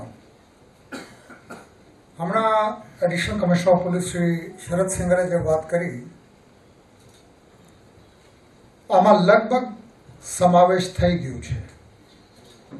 અમે શું કર્યું, કેટલું કર્યું, તમે બધા બિઝનેસ કરો છો, માર્કેટિંગ તમે પણ કરો છો, મારે પણ બતાવવી પડે, નહીતર કોઈને ખબર ના પડે પોલીસ શું કરે છે.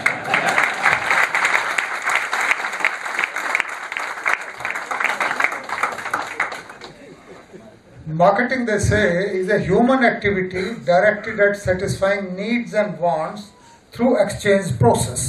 આ ફિલિપ કોટલર કહે છે. તો એક્સચેન્જ પ્રોસેસ એટલે માહિતીની, વાતની અને જે કંઈ થઈ રહ્યું છે સિટીમાં, રાજ્યમાં, ભારતમાં, સાયબર ક્રાઇમની વાત થઈ, આ તો યુનિવર્સલ ક્રાઇમ છે. ગમે ત્યાંથી બેસીને ગમે તે માણસ ગમે તે કરી શકે. तो सिंगल साहब ने जो बताया उसमें बात तो सभी आ गई हैं, पर तमारा मगज में जेना माटे तमे भेगा थया छो आ बात लगभग हजू तमने सांभळवा मळी नथी. इनका शरद कहना ये है, मैं बता रहा हूँ आपको, आ लोगों ने कहूं छे कि जो कुछ हुआ वो कैसे हुआ जानता हूं मैं.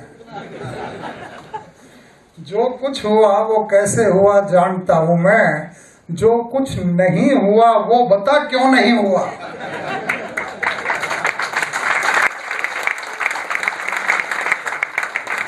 यहाँ અહીં વાત કરવામાં આવી કે 1000 કરોડના ચીટિંગ, ફ્રોડ અને આ પ્રકારના ઇકોનોમિક ઓફેન્સીસના ભોગ બનતા હોય છે સુરતના વેપારીઓ, અને બહુ સચોટ રીતે શ્રી સિંગલે આમાં વાત કરી કે આ લગભગ 1 કે 2% છે ટોટલ ટર્નઓવરના.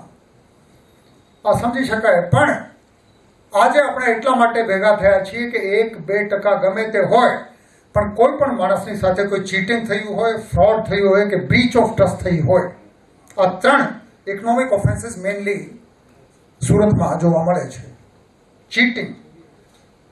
ચીટિંગ એટલે જેની ડિસઓનેસ્ટ ઇન્ટેન્શન હોય શરૂઆતથી. જ્યારે ધંધાની શરૂઆત થઈ ત્યારે પહેલાથી જ એના મગજમાં હોય કે આમાં મારે ચીટિંગ કરવી છે. આ કે તો શરૂઆતથી એના વર્તન ઉપરથી ખબર પડે કે પછી ડીલ થયા પછી એના વર્તનથી ખબર પડે કે ખરેખર તો એની દાનત તો પહેલાથી જ ખરાબ હતી. એને કહેવાય ચીટિંગ. નંબર 2, 406. આ તો 420ની માં વાત કરી. 406 બ્રીચ ઓફ ટ્રસ્ટ એટલે વિશ્વાસઘાત. બ્રીચ ઓફ ટ્રસ્ટ એટલે વિશ્વાસ ભંગ. આમાં લીગલી અને ટેકનિકલી પહેલા વિશ્વાસ હોવું જોઈએ, પછી ભંગ થાય. ટ્રસ્ટ પહેલા હોવું જોઈએ કે આ માણસે મારા ટ્રસ્ટ અર્જિત કર્યા અને પછી ખોટું કર્યું તો એને વિશ્વાસઘાત. આ તમામમાં ફરિયાદ લેવાની અમારી તૈયારી છે.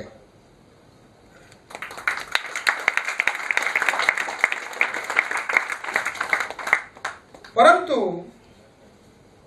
બહુ ચોખ્ખી રીતે, બહુ સ્પષ્ટ રીતે હમણાં ચર્ચા થઈ કે 2-3% જોડીને અને પછી 1 મહિનાના ઉધારી આપીએ, 3 મહિનાની ઉધારી આપીએ. હવે આમાં તો લોભીના દુતારાની વાત અહીં થઈ છે.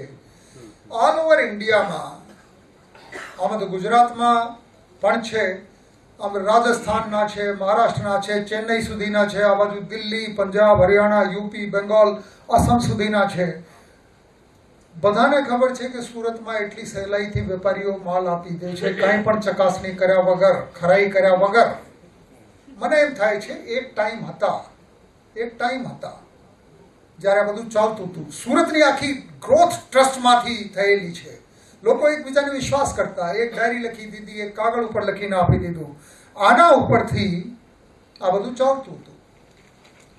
પણ તમે જોઈ રહ્યા છો, અને મારી પણ આંખો થાકી જાય છે સવારથી સાંજ સુધી અરજીઓ વાંચતા. હવે આ ટ્રસ્ટ બાબતે થોડી કાળજી લેવાની જરૂર છે.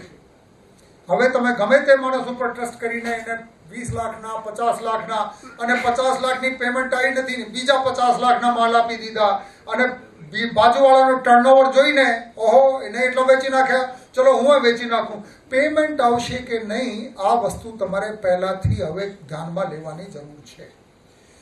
જે તમારા મુદ્દા છે આમાં કાયદાકીય રીતે જે વાત છે આ તો મેં કરી, પણ એની સાથે સાથે અમારી સંપૂર્ણ તૈયારી છે કે કોઈ પણ સારા વેપારીની યોગ્ય રીતે કામ કરનાર જે દાનત હતી, આમાં કોઈ માણસ આવીને અહીં ચીટિંગ કરશે તો અમે તમને મદદ કરવા માટે તૈયાર છીએ. કેટલી અરજીઓ આવી, આમાંથી કેટલાની તપાસ થઈ, કેટલાની રિકવરી થઈ, હમણાં પ્રેઝન્ટેશનમાં આપણે જોયું. પરંતુ આને રોકવામાં સફળ થવું હોય તો થોડા પ્રયાસ તમારે પણ કરવા પડે, થોડા અમારે પણ કરવા પડે. અમે તૈયાર છીએ. તમારે થોડી તૈયારી એસોસિએશન રીતે પણ, જે કોઈ સંસ્થાઓ છે ટેક્સટાઇલ ટ્રેડર્સની અથવા ડાયમંડની કે કોઈ પણ વેપારમાં હોય, આ લોકોને કરવી પડશે. પહેલી વસ્તુ જે એપ છે, એપ તૈયાર છે, એપના યુઝ કરતા શરૂ થાઓ.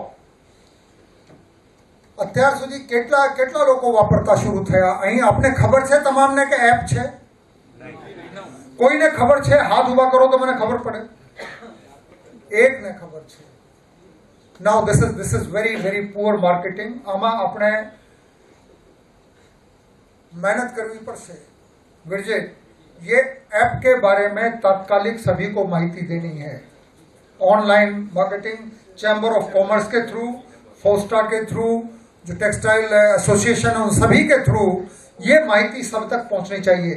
आ मीटिंग नो एजेंडा नंबर 1 एक्शन प्लान कार्य योजना पहला नंबर કે આ એપ બાબતે બધાને ખબર પડવી જોઈએ। એપથી શું થશે? કોઈ પણ માણસ જે તમારી સાથે આવીને તમને કાંઈ ઓફર કરે છે કે ભાઈ એટલા માલ આપો, એટલા દિવસમાં પૈસા આપી દેશું, આ માણસ પહેલા ક્યાં ક્યાં શું કરીને આવ્યા છે તમને આંખમાંથી જોવા મળશે। આ હોવું જોઈએ। અને એના એડ્રેસ શું, એના મૂળ વતનના એડ્રેસ શું, આ બધી વસ્તુઓ આમાં રજીસ્ટ્રેશન જ્યારે કરાવશે તો એને આપવી પડશે। એપમાં રજીસ્ટ્રેશન ના કરાવી હોય એવા માણસ સાથે તમે ધંધા કરશો તો તમે રિસ્ક લઈ રહ્યા છો। જે માણસ કાયદેસર બિઝનેસ કરવા ઈચ્છે છે એને આપવામાં કોઈ પ્રોબ્લેમ જ નથી। મારા એડ્રેસ શું છે, મારા જીએસટી નંબર શું છે, મારા બાકી શોપના એડ્રેસ શું છે અને મારા ભૂતકાળ શું છે આ બતાવવામાં કોઈ કાયદેસરના વેપારીને કોઈ પ્રોબ્લેમ હોવી જોઈએ નહીં। તમારામાંથી કોઈને પ્રોબ્લેમ છે? કોઈને પ્રોબ્લેમ નથી। તો આ એપ તાત્કાલિક ઉપયોગ કરતા શરૂ થઈએ, પહેલી વાત।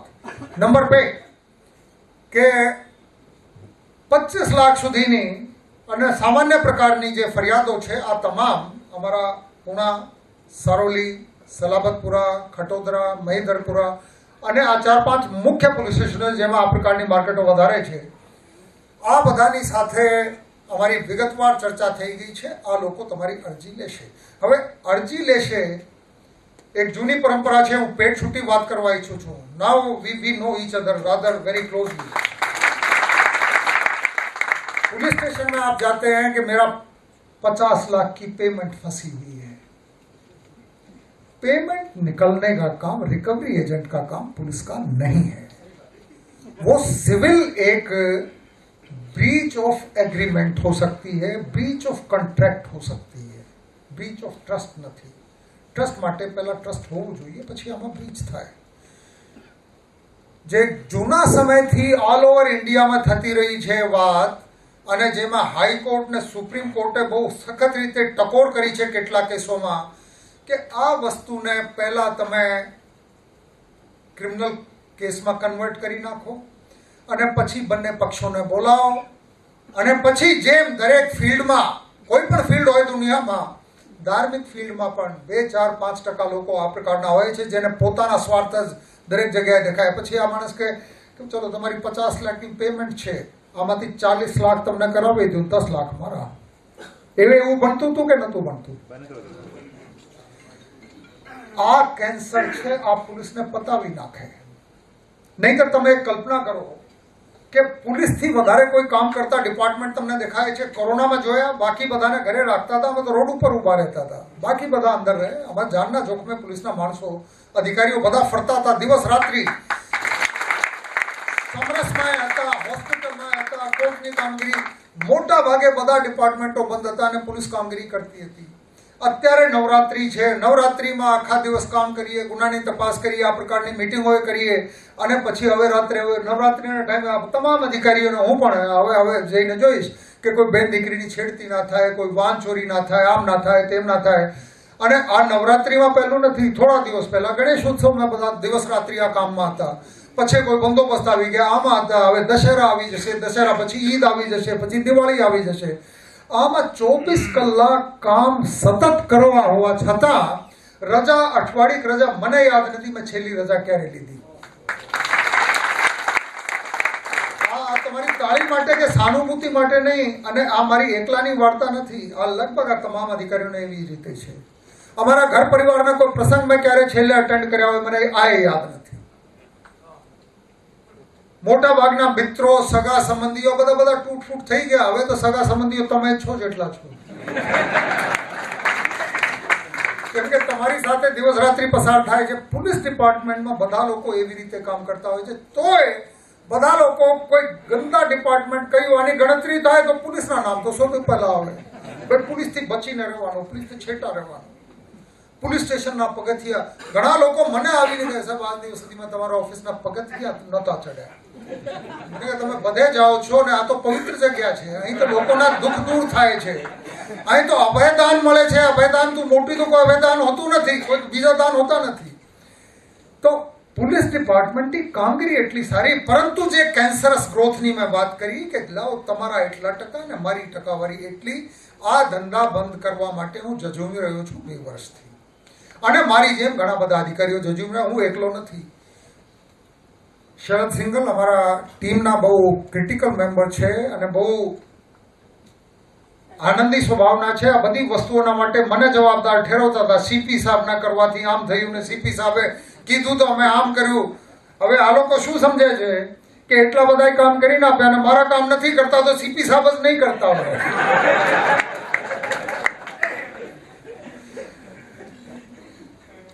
પરંતુ મેં જે વાત કરી તમે સમજ્યા છો કે ખોટી રીતે કામ કરીએ તો પછી કોર્ટ પોલીસને કટઘરામાં ઉભા કરાય. સુપ્રીમ કોર્ટ કહે છે કે સિવિલ બાબતને ક્રિમિનલમાં કન્વર્ટ કરવી આ ગુનો છે, આમ નહીં કરવું જોઈએ. પણ જ્યાં પણ કોઈની સાથે ચીટિંગ થશે, દાનત ખરાબ થઈને તમારી પેમેન્ટ ફસાઈ ગઈ હશે, આ તમામ કેસોમાં તમને મદદ કરવા માટે અમારી સંપૂર્ણ તૈયારી છે. પણ અરજી સાચી રીતે હોવી જોઈએ. અરજીને વાંચીએ, અરજી વાંચવામાં પછી ખબર પડે ઓહો, અને જ્યારે સામાવાળાને બોલાવીએ તો આખી વાર્તા જ બદલાઈ જાય. હવે બંનેને સાંભળ્યા વગર તો થાય નહીં, એટલા માટે પ્રિલિમિનરી ઇન્કવાયરીની એક વ્યવસ્થા રાખી છે. એક તો પ્રથમ એક્શન પ્લાન કે એપને યુઝ કરતા શરૂ થાઓ. ચેમ્બર ઓફ કોમર્સ આમાં ઇનિશિયેટિવ લે. તમારા નેજા હેઠળ આ એક ડ્રાઈવ શરૂ થવી જોઈએ કે આ એપને હવેથી ઉપયોગ કરતા શરૂ થાઓ. નંબર 1. નંબર 2, કોઈ પણ માર્કેટમાં કોઈ વ્યક્તિ ન હોય તે એની ચણભણાટ તો અંદર ચાલતી હોય છે કે આમાં કંઈ વાંધો છે, આ ભાઈ બરોબર નથી, આ જવાની તૈયારીમાં છો ત્યારે અમને કહી દો ને. એના બેંક એકાઉન્ટ સીઝ કરાવી શકીએ, એના ગોડાઉન પકડી શકીએ, એના બધા મટીરિયલ પકડી શકીએ, તમારી રિકવરી કરાવવામાં અમને સહેલાઈ રહે. જ્યાં સુધી અંદર વાટા બધો ચાલતી હોય એટલામાં તો આ બધું હોમવર્ક કરીને બધું ફેરવી નાખે છે બધું. પછી બહુ મુશ્કેલી પડે. પછી જેમ હમણાં વાત થઈ કે એને પકડીને લઈ આવ્યા અને 7 કરોડમાંથી 4 કરોડ આપવા માટે તૈયાર હતા, પણ ત્યારે લોભ જાગ્યા કે 7 કરોડ લેશું, 4 કરોડ નહીં. હવે આ મરી ગયા, પછી 4 કરોડ પણ ગયા.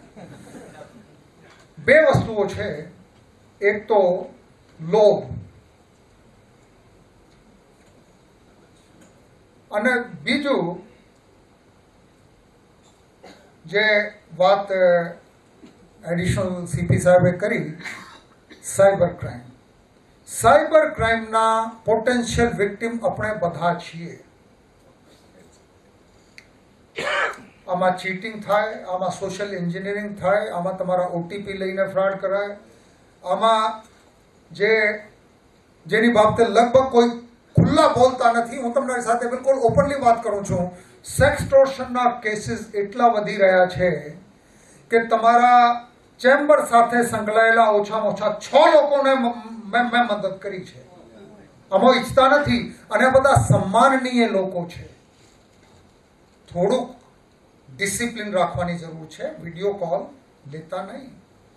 અને એક વખત ફસાઈ ગયા પછી આજ દેખાય કે તમારા સનને મોકલીશ, તમારી ડોટર ઇન લોને મોકલીશ, આને મોકલીશ, તેમને મોકલીશ, અને પછી માણસ મૂંઝાયા કરે. આ ઓપન વાત કરવાનો મારા કારણે છે કે આ પ્રકારની ઓપન વાત કરું છું. પછી લોકો આમ ખંજવાળ કરતા મને આવીને કહે સાહેબ એક ભૂલ થઈ ગઈ, ને હું તાત્કાલિક સમજી જાઉં છું શું ભૂલ થઈ ગઈ. આમ ખંજવાળ કરતા કોઈ ભાઈ આવે તો તાત્કાલિક મને સમજાઈ જાય, અને સમજાઈ જાય તો મારે બીજા કોઈ વલણ ના આવે. ભાઈ કહો, ચિંતા રાખ્યા વગર કહો થયું છે શું. અને પછી અમારી ટીમે આ લગભગ તમામ કેસોમાં આ લોકોને મદદ કરી છે. બીક રાખતા નહીં. પહેલા તો ફસાવવું નહીં, એટલી કાળજી રાખો. અને ભૂલ થઈ જાય, માનવ માત્ર ભૂલનું પાત્ર. આ તો થાય, ક્યારે ભૂલ થઈ જાય તો પછી કોઈને પૈસા આપતા શરૂ થવાની જરૂર નથી. We will help you in a very mature manner, in a very confidential manner. આ દિવસ સુધી કોઈને ખબર નથી પડી. તો આ પ્રકારની ક્યારેક કંઈ ઘટના બને તો in full confidence you can contact the police. અરજીઓના જ્યાં સુધી પ્રયાસ અમારા રહેશે કે તમારી ટેક્સટાઇલ માર્કેટને લગે, ડાયમંડ માર્કેટને લગે, જે ચીટિંગની, જાંગડની ને માલ આપી લે, આ પ્રકારની તમામ વસ્તુઓને અમે કાળજી રાખશું. એક લગત બાબત છે એની સાથે સાથે કે સુરતમાં આજ દિવસ સુધી પ્રોપર્ટીની જેટલી લેતી દેતી થતી હતી આ બધી ડાયરીના આધારે થતી હતી. મેં અગાઉ વાત કરી કે સુરતની ગ્રોથનું મૂળ કારણ છે કે ટ્રસ્ટ હતું અને ટ્રસ્ટના લીધે આ ચલો ભાઈ આ બંગલા તને આપી દીધા, આ જમીન તને આપી દીધી, આને લખીને સાઇન કરીને આપી દીધી, કાગળ ઉપર લખી દીધું, ડાયરી ઉપર પણ. હવે ટાઈમ નથી. આ પ્રકારની ડીલિંગ કરતા બંધ થવાની તાત્કાલિક જરૂર છે. આમાં લેન્ડ ગ્રેબિંગની મીટિંગમાં હું ને ડિસ્ટ્રિક્ટ કલેક્ટર જ્યારે ચર્ચા કરીએ છીએ ત્યારે સમજાતું નથી કે હવે આ ખરેખર કેવી રીતે, ને કાયદા તો કહે છે કે એવી રીતે તો કોઈ ડીલ જ નથી થતી. હવે સુરતમાં મોટા ભાગની ડીલો એવી રીતે થાય છે. કાયદા આ ડીલની નોંધ લેતા નથી. પછી તમને થાય છે કે મારી સાથે ખોટું થઈ ગયું ને તંત્ર તો અમને મદદ કરતા નથી. હવે તંત્ર કાયદાકીય રીતે કામ કરવા માટે તૈયાર છે. આ પ્રકારની ડીલ કરતા બંધ થાઓ. ચેમ્બર ઓફ કોમર્સને આ અવેરનેસ પણ ફેલાવવાની જરૂર છે.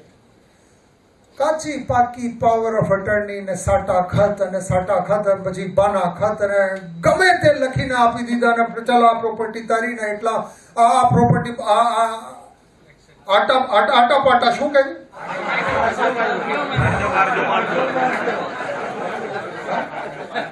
હારજો મારજો. Law does not recognize this kind of deals. So let us be very, very open. Number one. Number two, in a democracy, this is your police. બીજા કોઈની પોલીસ નથી. This is your police. Similarly, corollary આ પણ છે કે you are our family members, our citizens. We are part of one nation. India is one family. India એક family હોય તો આપણે બધા family members છીએ. So we have to be very open. We have to be very frank, and we should try to help each other. જેટલા મુદ્દાઓ મેં વાત કરી, શ્રી શરદ સિંઘલે જેટલી વાત કરી એની અમલવારી કરીએ. સાયબર ક્રાઇમ બાબતે તો લગભગ લાખથી વધારે ચોપડીઓ તો અમે વહેંચણી કરી છે અવેરનેસ માટે. એક ચોપડી તમે વાંચો પણ વાંચવાથી કંઈ ના થાય. વાંચ્યા પછી તોય ખોટું કરવું તો બહુ પ્રોબ્લેમ. બધાને બધી ખબર છે અને તો એ ભૂલો કર્યા કરે. કોઈ માણસ તમને જે આ આપતું હોય આમાં કઈ કંપનીઓ સામેલ છે? ફેસબુક તમને તમારા પાસેથી ક્યારે કંઈ ચાર્જ કરે છે? વોટ્સઅપ ક્યાંય ચાર્જ કરે છે? અને વોટ્સએપ થી સરસ કોઈ ડાક સર્વિસ આજ દિવસ સુધી હતી? બધું મફત. ટ્વિટરમાં બધું મફત. બસ ડાઉનલોડ કરો ને ચાલુ થઈ જાઓ, ફેંક ચાલુ કર્યું. માનીને ચાલો, it's a golden principle I am sharing with you કે કોઈ વસ્તુ તમને મફતમાં મળતી હોય, મળે તો આમાં પ્રોડક્ટ શું? પ્રોડક્ટ તમે છો. તમે તમારા ડેટા, તમારી પર્સનાલિટી, તમારી પર્સનલ લાઈફ, તમારી બધી પર્સનલ બાબતો, તમારા આખા ખિસ્સાના કબજા એની પાસે આવી ગયા. Nothing is free in this world. કોઈ 2% 5% રિટર્ન આપતા હોય તો તમે બધા વેપારીઓ છો, તમને ખબર છે 2-5% મહિનાની આ રિટર્ન એવા કોઈ ધંધા દુનિયામાં છે જ નહીં. કોઈ દુનિયામાં ધંધો નથી. આ પ્રકારના પ્રલોભન ફસાવવાનું નહીં અને કાળજી રાખો. and have faith in police. Police is there to help you and we are a very competent team, let me tell you. આ બધા મારા કરતા યંગ પણ છે. they are well trained, they are well educated, they are well intentioned. આ લોકોની દાનત બધાની મદદ કરવાની છે.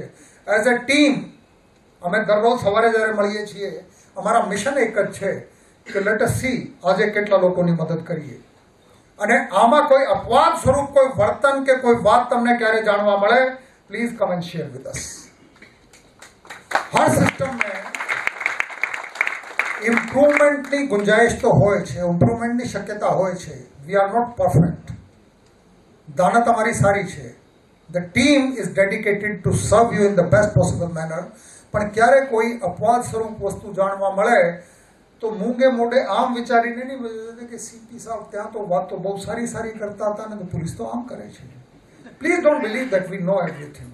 ક્યારે ક્યારે અપવાદ સ્વરૂપ તમારા વેપારીઓમાં અપવાદ, આ ચીટર કોણ છે? તમારા વેપારીઓ જ છે ને.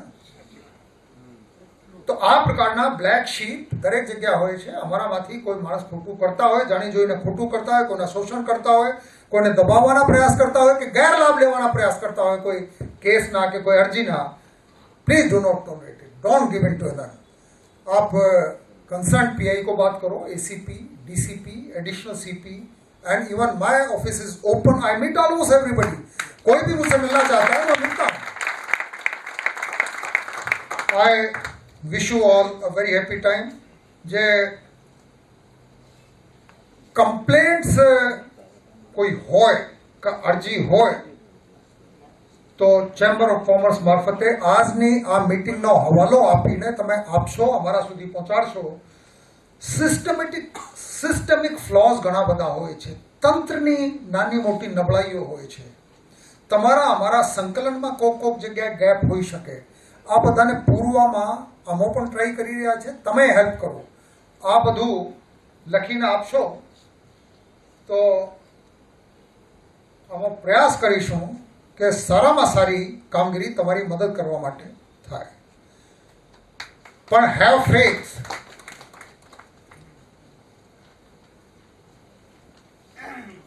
અને કોઈ કમ્પ્લેન્ટ હોય તો અંદર નહીં રાખતા. મહેન્દ્રભાઈ, મને ફરીથી કંઈ યાદ આવે છે.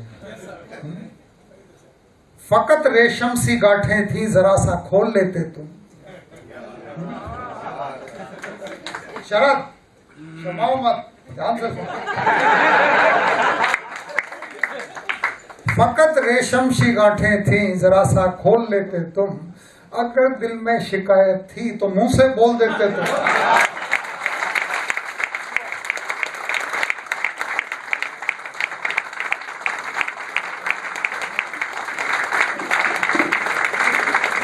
સ્ટેન્ડિંગ ઓવેશન જે અમે વધાવી લઈએ.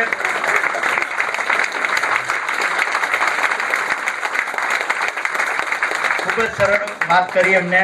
આપણને એપ definitely sir, we promise you કે ચેમ્બર તરફથી કાલથી જ અમે આ અભિયાન ચાલુ કરી દઈશું. અમારા ચેમ્બરના 10,000 મેમ્બરો તથા ચેમ્બરના દરેક એસોસિએશન થ્રુ 1 લાખ જેટલા મેમ્બરો જોડાયા છે.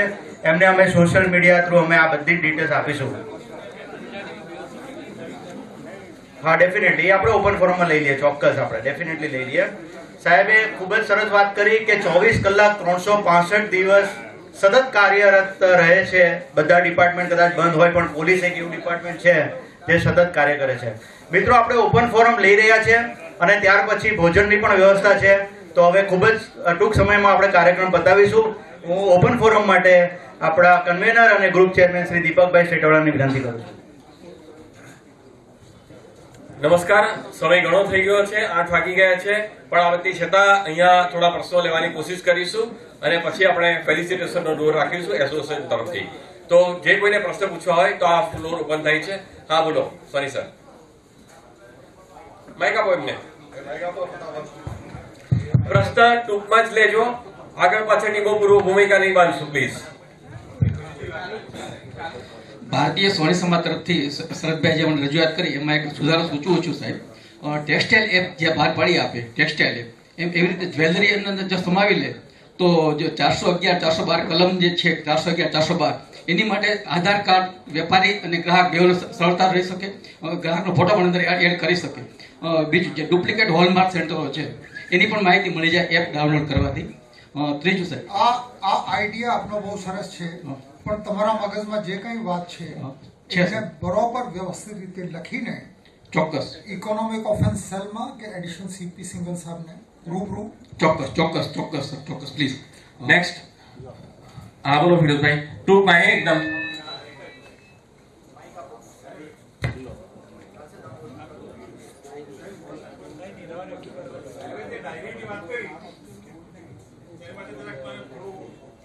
ટૂંકમાં જ ખુલાસો કરી રહ્યો છે કે ડાયરી એ કંઈક ડાયરી નથી. આપણા મગજમાં એક જ વસ્તુ છે કે ડાયરી એટલે આપણા પૈસા લખી દીધા છે એટલે એ ડાયરી થઈ ગઈ. એવું નથી હોતું. એ કરન્સી થઈ ગયા છે કે આટલામાં બહુ ઓછાને ખબર છે કે ઇટ ઇઝ એ કરન્સી. મેં એક બિલ્ડિંગ ખરીદ્યું, એક ફ્લેટ ખરીદ્યો, પછી મને લાગ્યું કે યાર મારો તો થોડો નફો આવે છે, હું બીજાને વેચી નાખું, પેલો ત્રીજાને વેચી નાખું. ખાલી ડાયરી ટ્રાન્સફર. વિનોદભાઈ પ્રશ્ન જ લઈએ. તમારો અનુભવ શેર નહીં કરો. પ્રશ્ન હોય તો બોલો. પ્રશ્ન હોય તો બોલો.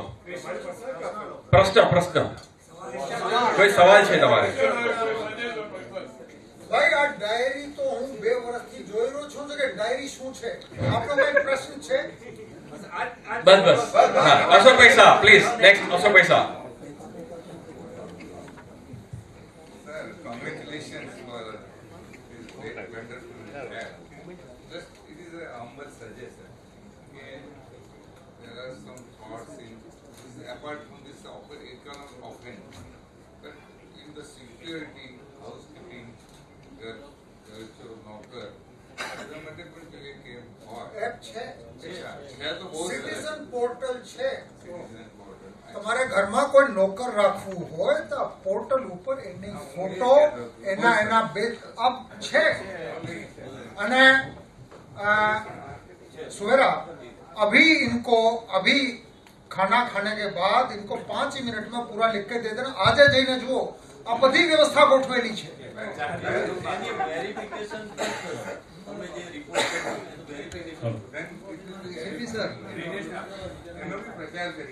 Okay next please. Okay next. हमारी मांग ऐसी है कि अभी इकोनॉमिक सेल में जो 25 लाख की लिमिट है उसको कम करके 5 लाख रुपए तक लाएं तो ज्यादा मतलब जो है हमारे ट्रेडर्स को जो है इससे बेनिफिट. ये जो 55 करोड़ की रिकवरी है ये अकेली इकोनॉमिक ऑफेंस सेल ने नहीं की है. सलाबतपुरा पुलिस स्टेशन में भी बहुत हुई है. अब आप देखिए, आप बिजनेसमैन, आप समझ रहे हैं 25 लाख से मैं 5 लाख ले तो आऊं, इनके पास आदमी तो 50 ही, फिर मुझे आदमी 500 करना है. सर ऐसा है कि जो से इस लिमिट को आप कैसे भी करके आप ये काम हम पे छोड़िए, लिमिट कितना रखना है कितना नहीं रखना है. काम सिर्फ इकोनॉमिक ऑफेंस सेल में नहीं होता, काम हर पुलिस स्टेशन में भी होता है. और जैसे मैं इकोनॉमिक ऑफेंस सेल से अपेक्षा रखता हूं, મારી આજ અપેક્ષા દરેક પોલીસ સ્ટેશન પાસે છે ને પોલીસ સ્ટેશન વાળા કામ કરે છે ને કરશે. નેક્સ્ટ આકાશ ભાડાણી. પોલીસ જે પણ ફરિયાદ લે છે પોલીસ સ્ટેશનમાં એ ફરિયાદનું નિવેદન લેવામાં આવે છે.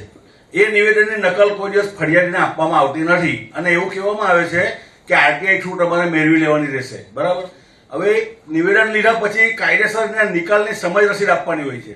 બરાબર. પણ પોલીસ શું કરે છે, પેલું જે નિવેદન લે એમાં થોડી જગા રાખીને સહી કરાવી લે અને ત્યાર પછી એમાં લખી દેવામાં આવે કે આ બાબતે સિવિલ પ્રોસિજર કાર્યવાહી કરવાની સમય આપવામાં આવેલ છે અને એ રીતે ફરિયાદ બંધ કરી દેવામાં આવે છે. બહુ ટૂંકા જવાબ હું આપું આપને કે જ્યાં સુધી તમારા લખાવ્યા મુજબના નિવેદન ના લખેલ હોય અને ગેપ વચ્ચે આપવાના નહીં. જ્યાં નિવેદન લખ્યું હોય તમારા લખાવ્યા મુજબના ત્યાં સહી કરવાની. ફરિયાદની નકલ અચૂક દરેક કેસમાં ફરિયાદીને આપવામાં આવે છે. નથી આપતા સાહેબ. મેં આ અત્યારે મારી પાસે એક પડેલી છે. ભાઈ માંગી લેજો, સાહેબે સમજાવી દીધું તમને કે રૂલ શું હવે છે. તો ઓનલાઈન હોય છે. ઓનલાઈન છે. હવે ફરિયાદ બંધ કરી દીધેલી છે. મેં ત્યાં પોલીસ સ્ટેશન જઈને જોયું એના કમ્પ્યુટરમાં ફરિયાદ બંધ કરી દીધેલી. ચીટિંગની જ ફરિયાદ છે. અમને ખબર પણ નથી, સમય રસીદ પણ નથી આપી. એવા ઘણા બધા કિસ્સા સાહેબ, હું એક આગેવાન છું ને મારી પાસે આવે છે. સમજી ગયો. તમારી જે અરજીની તમે વાત કરો છો આવતીકાલે કયા વિસ્તારની છે? Khatodara police station. Khatodara police station. Single સાહેબને આવતીકાલે 12 વાગે એના ઓફિસમાં આવીને મળજો. જરૂર. અને તમને સંતોષ ના થાય તો મને મળજો. જરૂર. એક બીજી જાહેર રીતની ફરિયાદ છે. પોલીસને જ્યારે સત્તા છે વાહન ચાલકો માટે મેમો નોંધવાની, પોતાને કોર્ટ મેમો નોંધી શકે છે, સમાધાન રસીદની પણ સત્તા સરકાર તરફથી આપવામાં આવેલી. તેમ છતાં કાયદા વિરુદ્ધ જઈને આરટીઓ મેમો નોંધે છે. આરટીઓ એ અલગ ડિપાર્ટમેન્ટ છે. સરકારી કોઈ બી એક ડિપાર્ટમેન્ટ બીજા ડિપાર્ટમેન્ટનું કામ કરી શકતું નથી. તો આ વસ્તુ બંધ કરાવવાની જરૂર છે. સાહેબ મેં આરટીઆઈ થી માહિતી માંગણી આવ્યો છું, મને મળી નથી. પ્રવચન નહીં. મારી વાત સંભળાય. હેલ્મેટ और सीट बेल्ट आपनी सेफ्टी માટે છે. આ પહેરીને જશો તો કોઈ પરથી ફાટશે ભાઈ વચ્ચે નહીં. નહીં બોલશો. આરટીઓ એના માટે કરીએ છીએ તાકે એનો વધારે દંડ થાય અને આપનો ફટકો પડે તો આપનો આપની જિંદગી જો કિંમતી છે આપનો એના સાચવા માટે જો બી પગલાં લેવાનો લે. અમે કોઈ પૈસા અમારે પાસે નથી આપતા. બરાબર, પણ તમને ઓલરેડી સત્તા છે, ભાઈ બીજાનું કામ શા માટે કરો છો? અહીં વાદ ભાઈ, વાત વિવાદ બસ. નહીં. Next, વાદ વિવાદ next. નહીં. આરટીઓ અને પોલીસે મળીને રોડ સેફટી કરવાની છે. આ કાયદા વિરુદ્ધની પ્રવૃત્તિ નથી. આ કાયદા મુજબ છે. કઈ કોર્ટમાં કેસ આકાશ બાદાણી, હારી ગયા છે. આકાશ બાદાણી. પોલીસ હારી ગઈ છે એ બાબતે. બોલો. તમને ભાઈ ઓ ભાઈ બેસો ને પ્લીઝ. તમને ના જામતું હોય તો તમે કોર્ટમાં જઈને ફરિયાદ કરી શકો. કરેલી જ છે સાહેબ. ભાઈ બસ પ્લીઝ. સાહેબ ઘણીવાર માર્કેટની અંદર દુકાનદારને ત્યાં આજે કોઈ વીવરના પૈસા ફસાણા હોય અને વીવર ત્યાં જઈને ઉઘરાણી કરતો હોય, 30 દિવસની ઉધારી આપ્યો હોય, 90 દિવસ પછી ત્યાં ઉઘરાણી કરતા હોય તો સામે દુકાનદાર પોલીસ ફરિયાદ કરે છે વીવરની પાસે પૈસા નથી આપવા એવું કરવા માટે. તો આ સમયે વીવરને શું કરવું? પોલીસને ફોન કરવો? કેમ કે આપણે પહેલા તો દુકાનદાર પોલીસને ફોન કરીને બોલાવે અને પછી વીવર બી જાય છે કે મને પોલીસ સ્ટેશનના ધક્કા થશે, એટલે એના પરિણામે અરજી નથી કરતા વીવર અને ડર લાગે છે કે મારે પોલીસ ખાતામાં જવું નથી એવું. તો આ ડર કાઢવા માટે શું કરવું જોઈએ વીવરને કે દુકાનદાર દબાવે છે તો ફરીવાર દબાય નહીં અને ઓકે હા. આ બીક કાઢવા માટે આ મીટિંગ રાખવામાં આવી છે. અમે સતત લોક દરબાર કરીએ છીએ, લોક સંવાદ કરીએ છીએ તમારી સાથે. તકલીફ હોય તો પોલીસ સ્ટેશનમાં જઈને વાત કરો. પોલીસ સ્ટેશનમાંથી સંતોષ ના મળે, દરેક વિસ્તારમાં 3 પોલીસ સ્ટેશન ઉપર એક આસિસ્ટન્ટ કમિશનર ઓફ પોલીસ છે જેના નામ અને નંબર બોર્ડ આખા સિટીમાં બોર્ડ લગાડી દેવામાં આવ્યા છે. એને વાત કરો, એને રૂબરૂ જઈને મળો. એસીપી થી સંતોષ ના થાય તો ડેપ્યુટી કમિશનર ઓફ પોલીસ દરેક ઝોનમાં એક છે, એને મળો. નહીંતર એડિશનલ સીપી ને મળો કે મને આવીને મળો. બી ને બેસી જશો તો પછી એનો કોઈ અર્થ નથી. પોલીસ તમને બીવડાવવા માટે નથી, પોલીસ તમારી મદદ કરવા માટે છે. સાચા માણસને મદદ કરવાની પોલીસની ફરજ છે. બેમાંથી એક તો ખોટા છે ને, બેમાંથી એક તો ખોટા છે. પોલીસના આમાં વાંક શું કે 2 જણા વાંકડે છે, 2 જણાની લડાઈ છે. આમાં પોલીસનો વાંક નથી. પોલીસને શોધવું તો પડે. એક માણસની વાત સાંભળી હતી એની વાત સાચી લાગે, બીજાની વાત સાંભળી હતી એની વાત, હવે બંનેને જ્યાં સુધી સાંભળવામાં ના આવે ત્યાં સુધી ખબર ના પડે. આમાં બીકની વાત નથી, પોલીસ સાચું કરશે. નેક્સ્ટ સર, મારે એક બીજા કારણ થ્રુ તમને મળવા આવું હતું પણ મને મળવા નથી દીધું. આવતીકાલે 12 વાગે આવી જાઓ. તમારું નામ શું? મિહિર કાર્તિક મુજડિયા. કાર્તિક? મિહિર કાર્તિક. આવતીકાલે 12 વાગે આવો. ઓકે. नेक्स्ट भाई प्रसव उत्सव इकोनॉमिक से लगता हेलो 138 के केस में आउट ऑफ स्टेट के अंदर जो नोटिस जाता है उसके बाद में वहां पे जाने के बाद में पुलिस वहां की जो पुलिस है वो कुछ एक्शन नहीं लेती है, तो उस केस में हमारी यहाँ की पुलिस क्या हेल्प कर सकती है?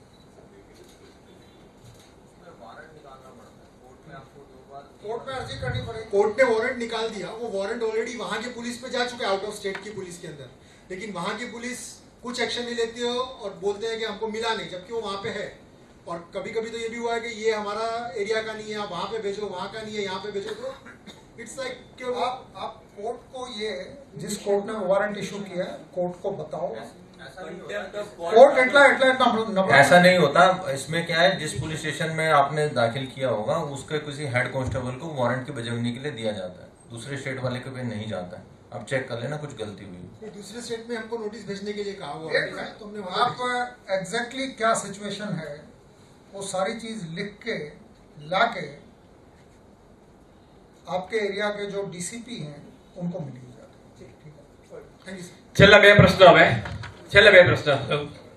હેલો સજેશન છે કે સાયબર ક્રાઇમ બને છે તો એ જે મોડ ઓપરેન્ટિવ નોર્મલ બની હોય છે એવરેજ, તો આપનામાં એ કોઈ એવો સેલ કરે કે જે સામેથી સ્ટ્રાઇક કરીને એ લોકોને ફસાવીને એ લોકો એને છે ને બંધ કરાવે. ઓકે ઓકે આવે છે તો અમે ઘણા જાણકાર તો સમજી જ જાય છે, એટલે કોઈ આપણી માહિતી તમને લોકોને આપે કે ભાઈ આ નંબર છે, આવો ફોન આવ્યો, આ નંબર છે, આ, તો એની સામે એક્સપર્ટ હોય છે તમે લોકો. બસ બસ બેસો આગળ. નેક્સ્ટ સાહેબ. એક મિનિટ ભાઈ એના જવાબ. Okay.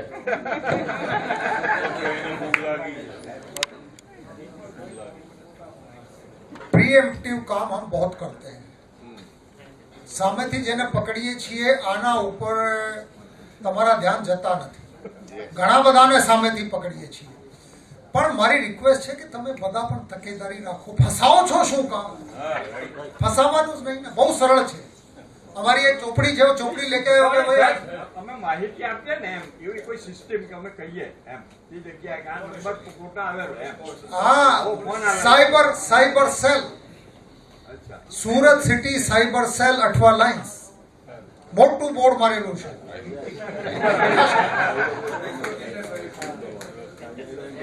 Hello, cyber helpline number है 1906. इस पे भी आप सर मेरा एक नॉलेज एक मिनट सही बताइए. साइबर हेल्पलाइन नंबर 1906 उस पे आप 1930 सॉरी 1930. नहीं सर, मेरा इनके जैसे जिन्होंने जैसे बताया कि भी पुलिस स्टेशन में फ़ोन किया जाता है, जैसे हम व्यापारी के पास पैसा मांगने जाते हैं, तो वैसा ही मेरे पास अभी 10 दिन पहले हुआ है. तो मेरे को जब मैं पैसा लेने गया तो उन्होंने बताया कि मैंने पैसा दे दिया और फिर बताया मेरे को पैसा नहीं देना, और पुलिस ने फ़ोन कर दिया और बोले मारने की धमकी दी. ऐसा करके मेरे को सलाबतपुरा पुलिस स्टेशन में बुलाया. पुलिस वाले ने मेरे को धमकाया कि भाई ये सब किस लिए बना है, इसके लिए बना है, हम तो व्यापारी है, हम पैसे नहीं मांगने जाएंगे तो क्या करेंगे. जैसे आप किसी को धमका के मीन्स टाइट होके कुछ अब उगवाना पड़ता है, जैसे हमको भी पैसा मांगने के लिए कुछ जोर से बोलना पड़ता है, तभी हमारा पैसा निकलता है. और जब मैं पुलिस स्टेशन में गया तो मैंने बताया मेरा पैसा लेना है, तो बोले सिविल मैटर है, इसको आप सिविल मैटर में कोर्ट में केस करो, यहाँ पे नहीं आने का. इसका क्या सोल्यूशन हो सकता है? आपने जैसे बताया कि पुलिस स्टेशन में जाओ. पुलिस की बात बिल्कुल ठीक है कि यदि आपने किसी को मार दिया है और वो पैसा नहीं दे रहा है और वो यहीं का यहीं बिजनेस भी कर रहा है, तो वो असल में तो वो सिविल मैटर होता है. आपकी बात सही है, लेकिन फिर भी एक कुछ ऐसा हो सके जैसे कि फास्ट प्रोसेस हो जाए, हमारा पैसा निकल जाए, ऐसा कुछ. उसको यदि हम ऐसा करेंगे तो कोर्ट कहेगा कि हमने क्राइम किया है. Okay. यदि कोई खास प्रॉब्लम है तो आप भी आके मिलिए, अधिकारी को बताइए. आओगे बात, आपका मुद्दा हम समझ गए. ये तो एंडलेस प्रॉब्लम है भाई. 70,000 80,000 व्यापारी हैं, सभी को किसी ना किसी से पेमेंट लेना है. आधों को दूसरे आधे से लेना है और उनको दूसरे किसी से लेना है. उसमें पुलिस का रोल नहीं आता. पेमेंट लेने में पुलिस का रोल नहीं आता. यदि कोई चीटिंग करता है, सामने वाला गलत करता है, जिसको आप गलत कहते हैं, उसके 2 तरीके होते हैं. पुलिस स्टेशन आपको बताएगा. उसने सही बताया आपको कि आपने माल दिया, वो पेमेंट नहीं दिया, सिविल डिस्प्यूट है आपका. कोई एडवोकेट होंगे ना यहाँ.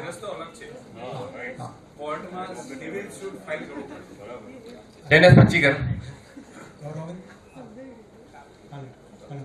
हाँ बोल.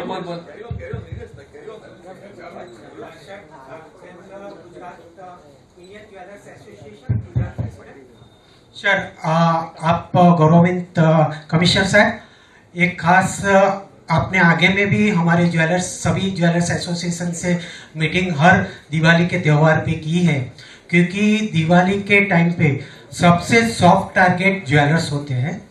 तो सर, ये दिवाली के टाइम पे अगर पुलिस प्रोटेक्शन जो भी हमारी ज्वेलरी फील्ड के जहाँ भी ज्वेलर्स ज़्यादा है वहाँ पे आप अगर बढ़ाएंगे तो जो सॉफ्ट टारगेट है ज्वेलर्स, उसमें प्रोटेक्शन मिल सकता है. क्योंकि ज्वेलर्स अभी जो पूरे सूरत के जो उद्योगकार शांति से सो रहे हैं, वो आपकी फील्ड के जो वर्क है उससे ही संभव है. और दूसरी बात सर, कि जो भी हमारे ये आपने जो ये ऐप जो डाउनलोड की है, उसमें हम सारे उद्योगकार, सभी सूरत के जो भी उद्योग है, उसमें सभी उद्योग को एक ऐप हम लोग डाउन करेंगे. जो भी मेरे पास आज तक एक भी ज्वेलर ये कंप्लेंट लेके नहीं आया है कि मैंने इसको माल बेचा था, उसने मुझे पेमेंट नहीं दी. आप उधार बेचते ही नहीं हो. आज से हम आपको वादा करते हैं कि सर उधार वाड़े नहीं जाओ. नहीं, हम वादा करते हैं कि हम ऐप डाउनलोड करके पूरे ही जो भी हमारा बिजनेस होता है वो अभी बिलिंग और सभी प्रोफेशनली होता है सर. तो प्लीज इसके लिए आप इसके लिए ज्वेलर्स के साथ जल्दी एक मीटिंग करेंगे आप। हाँ yes exact Bharatbhai Gandhi textile વાળા બી આવું કરે તો ચાલે. હા એક સજેશન છે બધાને કે સર આટલા બધા છે એટલા કહેવાનું એવું છે કે ઘણીવાર ચીટિંગ કરતા વ્યક્તિઓ ઘણા બધા હોય છે એ એક સાથે 10 વ્યક્તિઓ જોડે પેરેલલી ચીટિંગ કરી રહ્યા હોય છે. હવે એક વ્યક્તિ તમારામાંથી કોઈ ભોગ બને તો તમારે ચેમ્બર ઓફ કોમર્સને ઇન્ફોર્મ કરવું જોઈએ. એમ આવી એક સિસ્ટમ બનાવો જેથી કરીને બાકીના 9 જણા બચી શકે. એક જણ ચીટિંગ કરે તો બીજા 10 જણા બચી શકે. એટલે તમારે કોઈ પણ વ્યક્તિ જોડે એક કોઈ બેંગ્લોરનો, હૈદરાબાદ અથવા ગુજરાતનો અથવા તો બીજા કોઈ પણ ભાગનો કોઈ પણ ચીટિંગ તમારી એકની સાથે કરે તો તમારે ચેમ્બરને ઇન્ફોર્મ કરવાનું અને ચેમ્બરે એવી સિસ્ટમ ડેવલપ કરવાની કોઈ પણ અથવા આપણી એપમાં પણ સર આપણે ઇન્ટિગ્રેટ કરી શકીએ ડેટા કે ચેમ્બર આપણને એક લિસ્ટ આપે કે આ વ્યક્તિ જેનું એડ્રેસ આ છે, જેનો પોસિબલ મોબાઈલ નંબર આ છે, કારણ કે અલગ અલગ મોબાઈલથી તમારી જોડે અલગ મોબાઈલથી વાત કરશે, પેલા જોડે અલગ નંબરથી વાત કરશે, તો તમારે પોસિબલ મોબાઈલ નંબરનું લિસ્ટ પણ આપવું પડશે કે આ નંબરથી કરે છે અને એ ચેમ્બર ઓફ કોમર્સ અમને લખીને આપશે કે આ વ્યક્તિઓ ચીટિંગ કરે છે. એના પછી જ એપની અંદર ઇન્ટિગ્રેટ થશે. કારણ કે ઇન્ડિવિજ્યુઅલ જો કરશે અને સીધું રિપોર્ટ કરશે તો એની ઓથેન્ટિસિટી નહીં હોય. એટલે ચેમ્બરને તમે એવી એક સિસ્ટમ ડેવલપ કરો કે ચીટિંગ કરનાર વ્યક્તિઓનું પણ એક લિસ્ટ હોય જેથી તમે સર્ચ કરી શકો. તમારી જોડે કોઈ અનનોન આવે કે આની સાથે બિઝનેસ કરવો વાયેબલ છે કે નહીં, તો એ તમારા સિક્યોરિટી માટે બહુ જ ઇમ્પોર્ટન્ટ છે. Thank you sir. Thank you. Bharatbhai Gandhi આપણે જે વાત કરી અમારા વિસ્કોસ એસોસિએશન આ રીતે જ છે. એસોસિએશનના સેક્રેટરીને એટલે બીજાને એની ખબર બી નહીં પડે કયા વેપારીને આપ્યું ના થાય છે. That's all. Now congratulations to you and police department. તમે આજે જે રીતે આ ઇન્ટરેસ્ટિંગ સેશન કર્યું એવી રીતે આપણે જે ટ્રાફિક એજ્યુકેશન ટ્રસ્ટમાં ટ્રાફિક માટે અને કેમેરા સીસી માટે જે કરીએ તો ચેમ્બરને વિનંતી કે આવો જ ઇન્ટરેસ્ટિંગ એક ટ્રાફિક માટે સેમિનાર આપણે કરીએ. એની અવેરનેસની બહુ જરૂર છે. My humble request. Thank you. મનોજભાઈ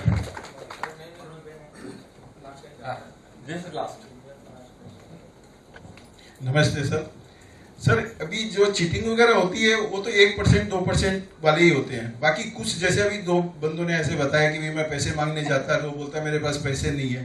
तो मैं एक आपसे ये रिक्वेस्ट कर, अगर जैसे हमारा व्हाट्सएप ग्रुप बना हुआ है, अगर कोई आदमी अगर इस टाइप से बदमाशी करता है या पैसे नहीं देता तो हम उनका ग्रुप में अगर ऐसे डालते हैं कि इन लोगों ने ऐसा पैसा मांग रहे हैं, ये नहीं दे रहे हैं, तो उसको उसके ऊपर इफेक्ट पड़ता है क्योंकि वो बिजनेस कर रखा है लेकिन एक मानसिकता बना रखी है इनको मैं पैसा नहीं दे रहा हूँ, धीरे धीरे देगा, ये कुछ नहीं कर सकता. पुलिस डिपार्टमेंट में भी जाएंगे तो ये सिविल मैटर है तो मेरा पैसा रुक जाएगा. जो 10 पार्टियों के साथ में अगर इस टाइप का बिजनेस करता है तो उसके 10-20 लाख रुपए हो जाते हैं, वो उसने बिजनेस कर रहा है, लोगों को पता भी नहीं चलता है. तो अगर हम ये इस टाइप की कोई कंप्लेन आती है, अगर हम पोस्टा के ग्रुप बना रखा है उसमें अगर हम डालते हैं तो ये लीगल है या अनलीगल है सर? देखिए वो इस पर डिपेंड करेगा आप किसके बारे में क्या डाल रहे हैं. चकासनी किए बिना किसी के बारे में डालेंगे तो कोई आदमी डिफेमेशन में जा सकता है. अब इस चीज को हम अलग डिस्कस कर लेंगे. Thank you very much.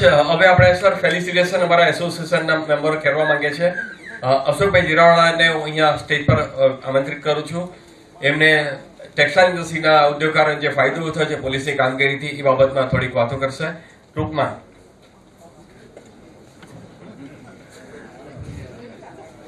Thank you.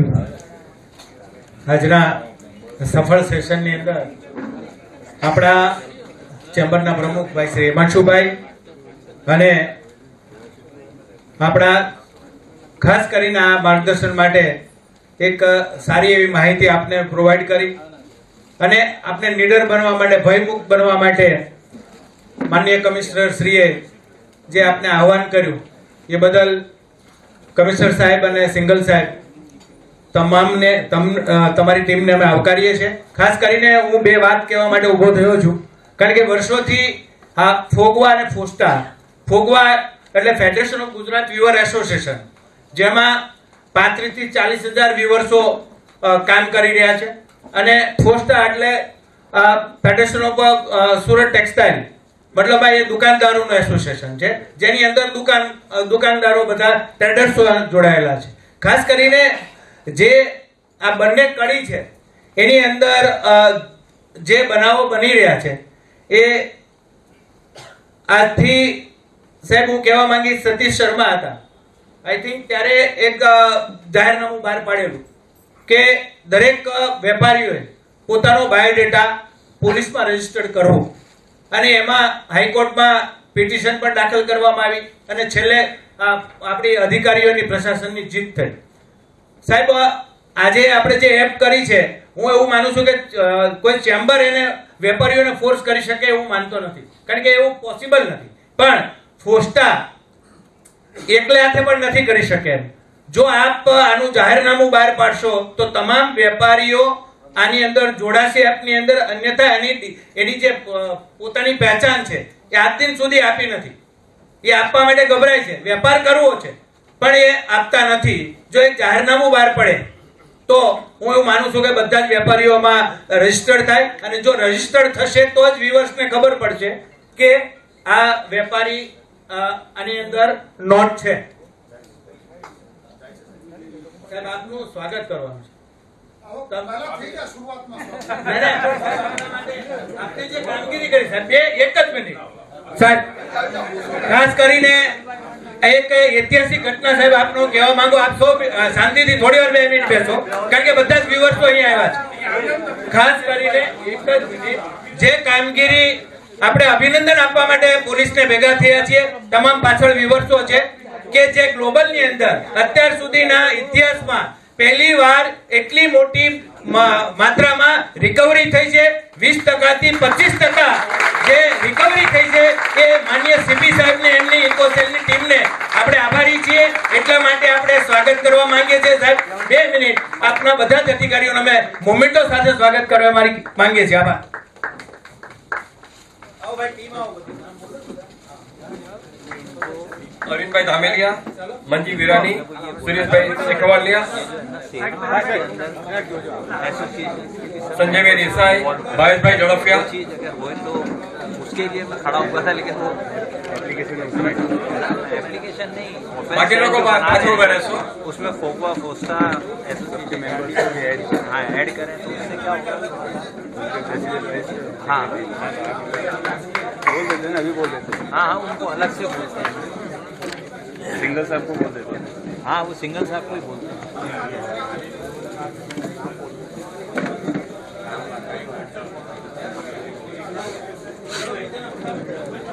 Shri धर्मेशભાઈ Patel, શૈલેષભાઈ પટેલ, ચિરાગભાઈ ભાથાણી, આકાશભાઈ બાદાણી.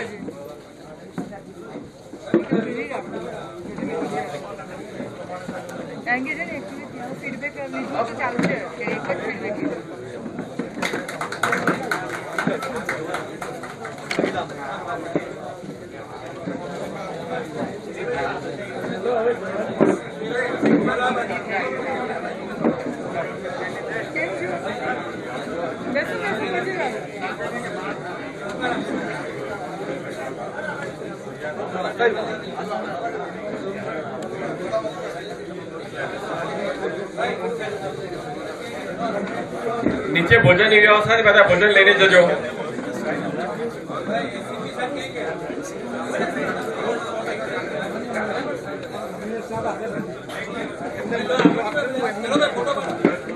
રમેશભાઈ તમે અહીંયા આવી જાઓ. વોટર ટેક્સ રમેશભાઈ ને વોટર ટેક્સ માટે વિનંતી કરું છું.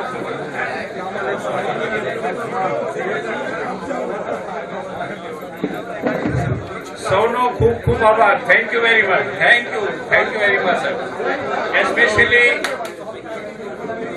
અજય કુમાર તોમર સાહેબ, કમિશનર ઓફ પોલીસ, પોતાનો કિંમતી સમય આપી આપણી વચ્ચે આવ્યા અને ખૂબ સરસ માહિતી આપી, એ માટે એમનો ખૂબ ખૂબ આભાર. એડિશનલ સીપી આદરણીય શરદ સિંઘલજીએ પણ ખૂબ સરસ માહિતી આપી અને ક્રાઇમ ન થાય એ માટે આપણને જાગૃત કરે, એ માટે એમનો ખૂબ ખૂબ આભાર.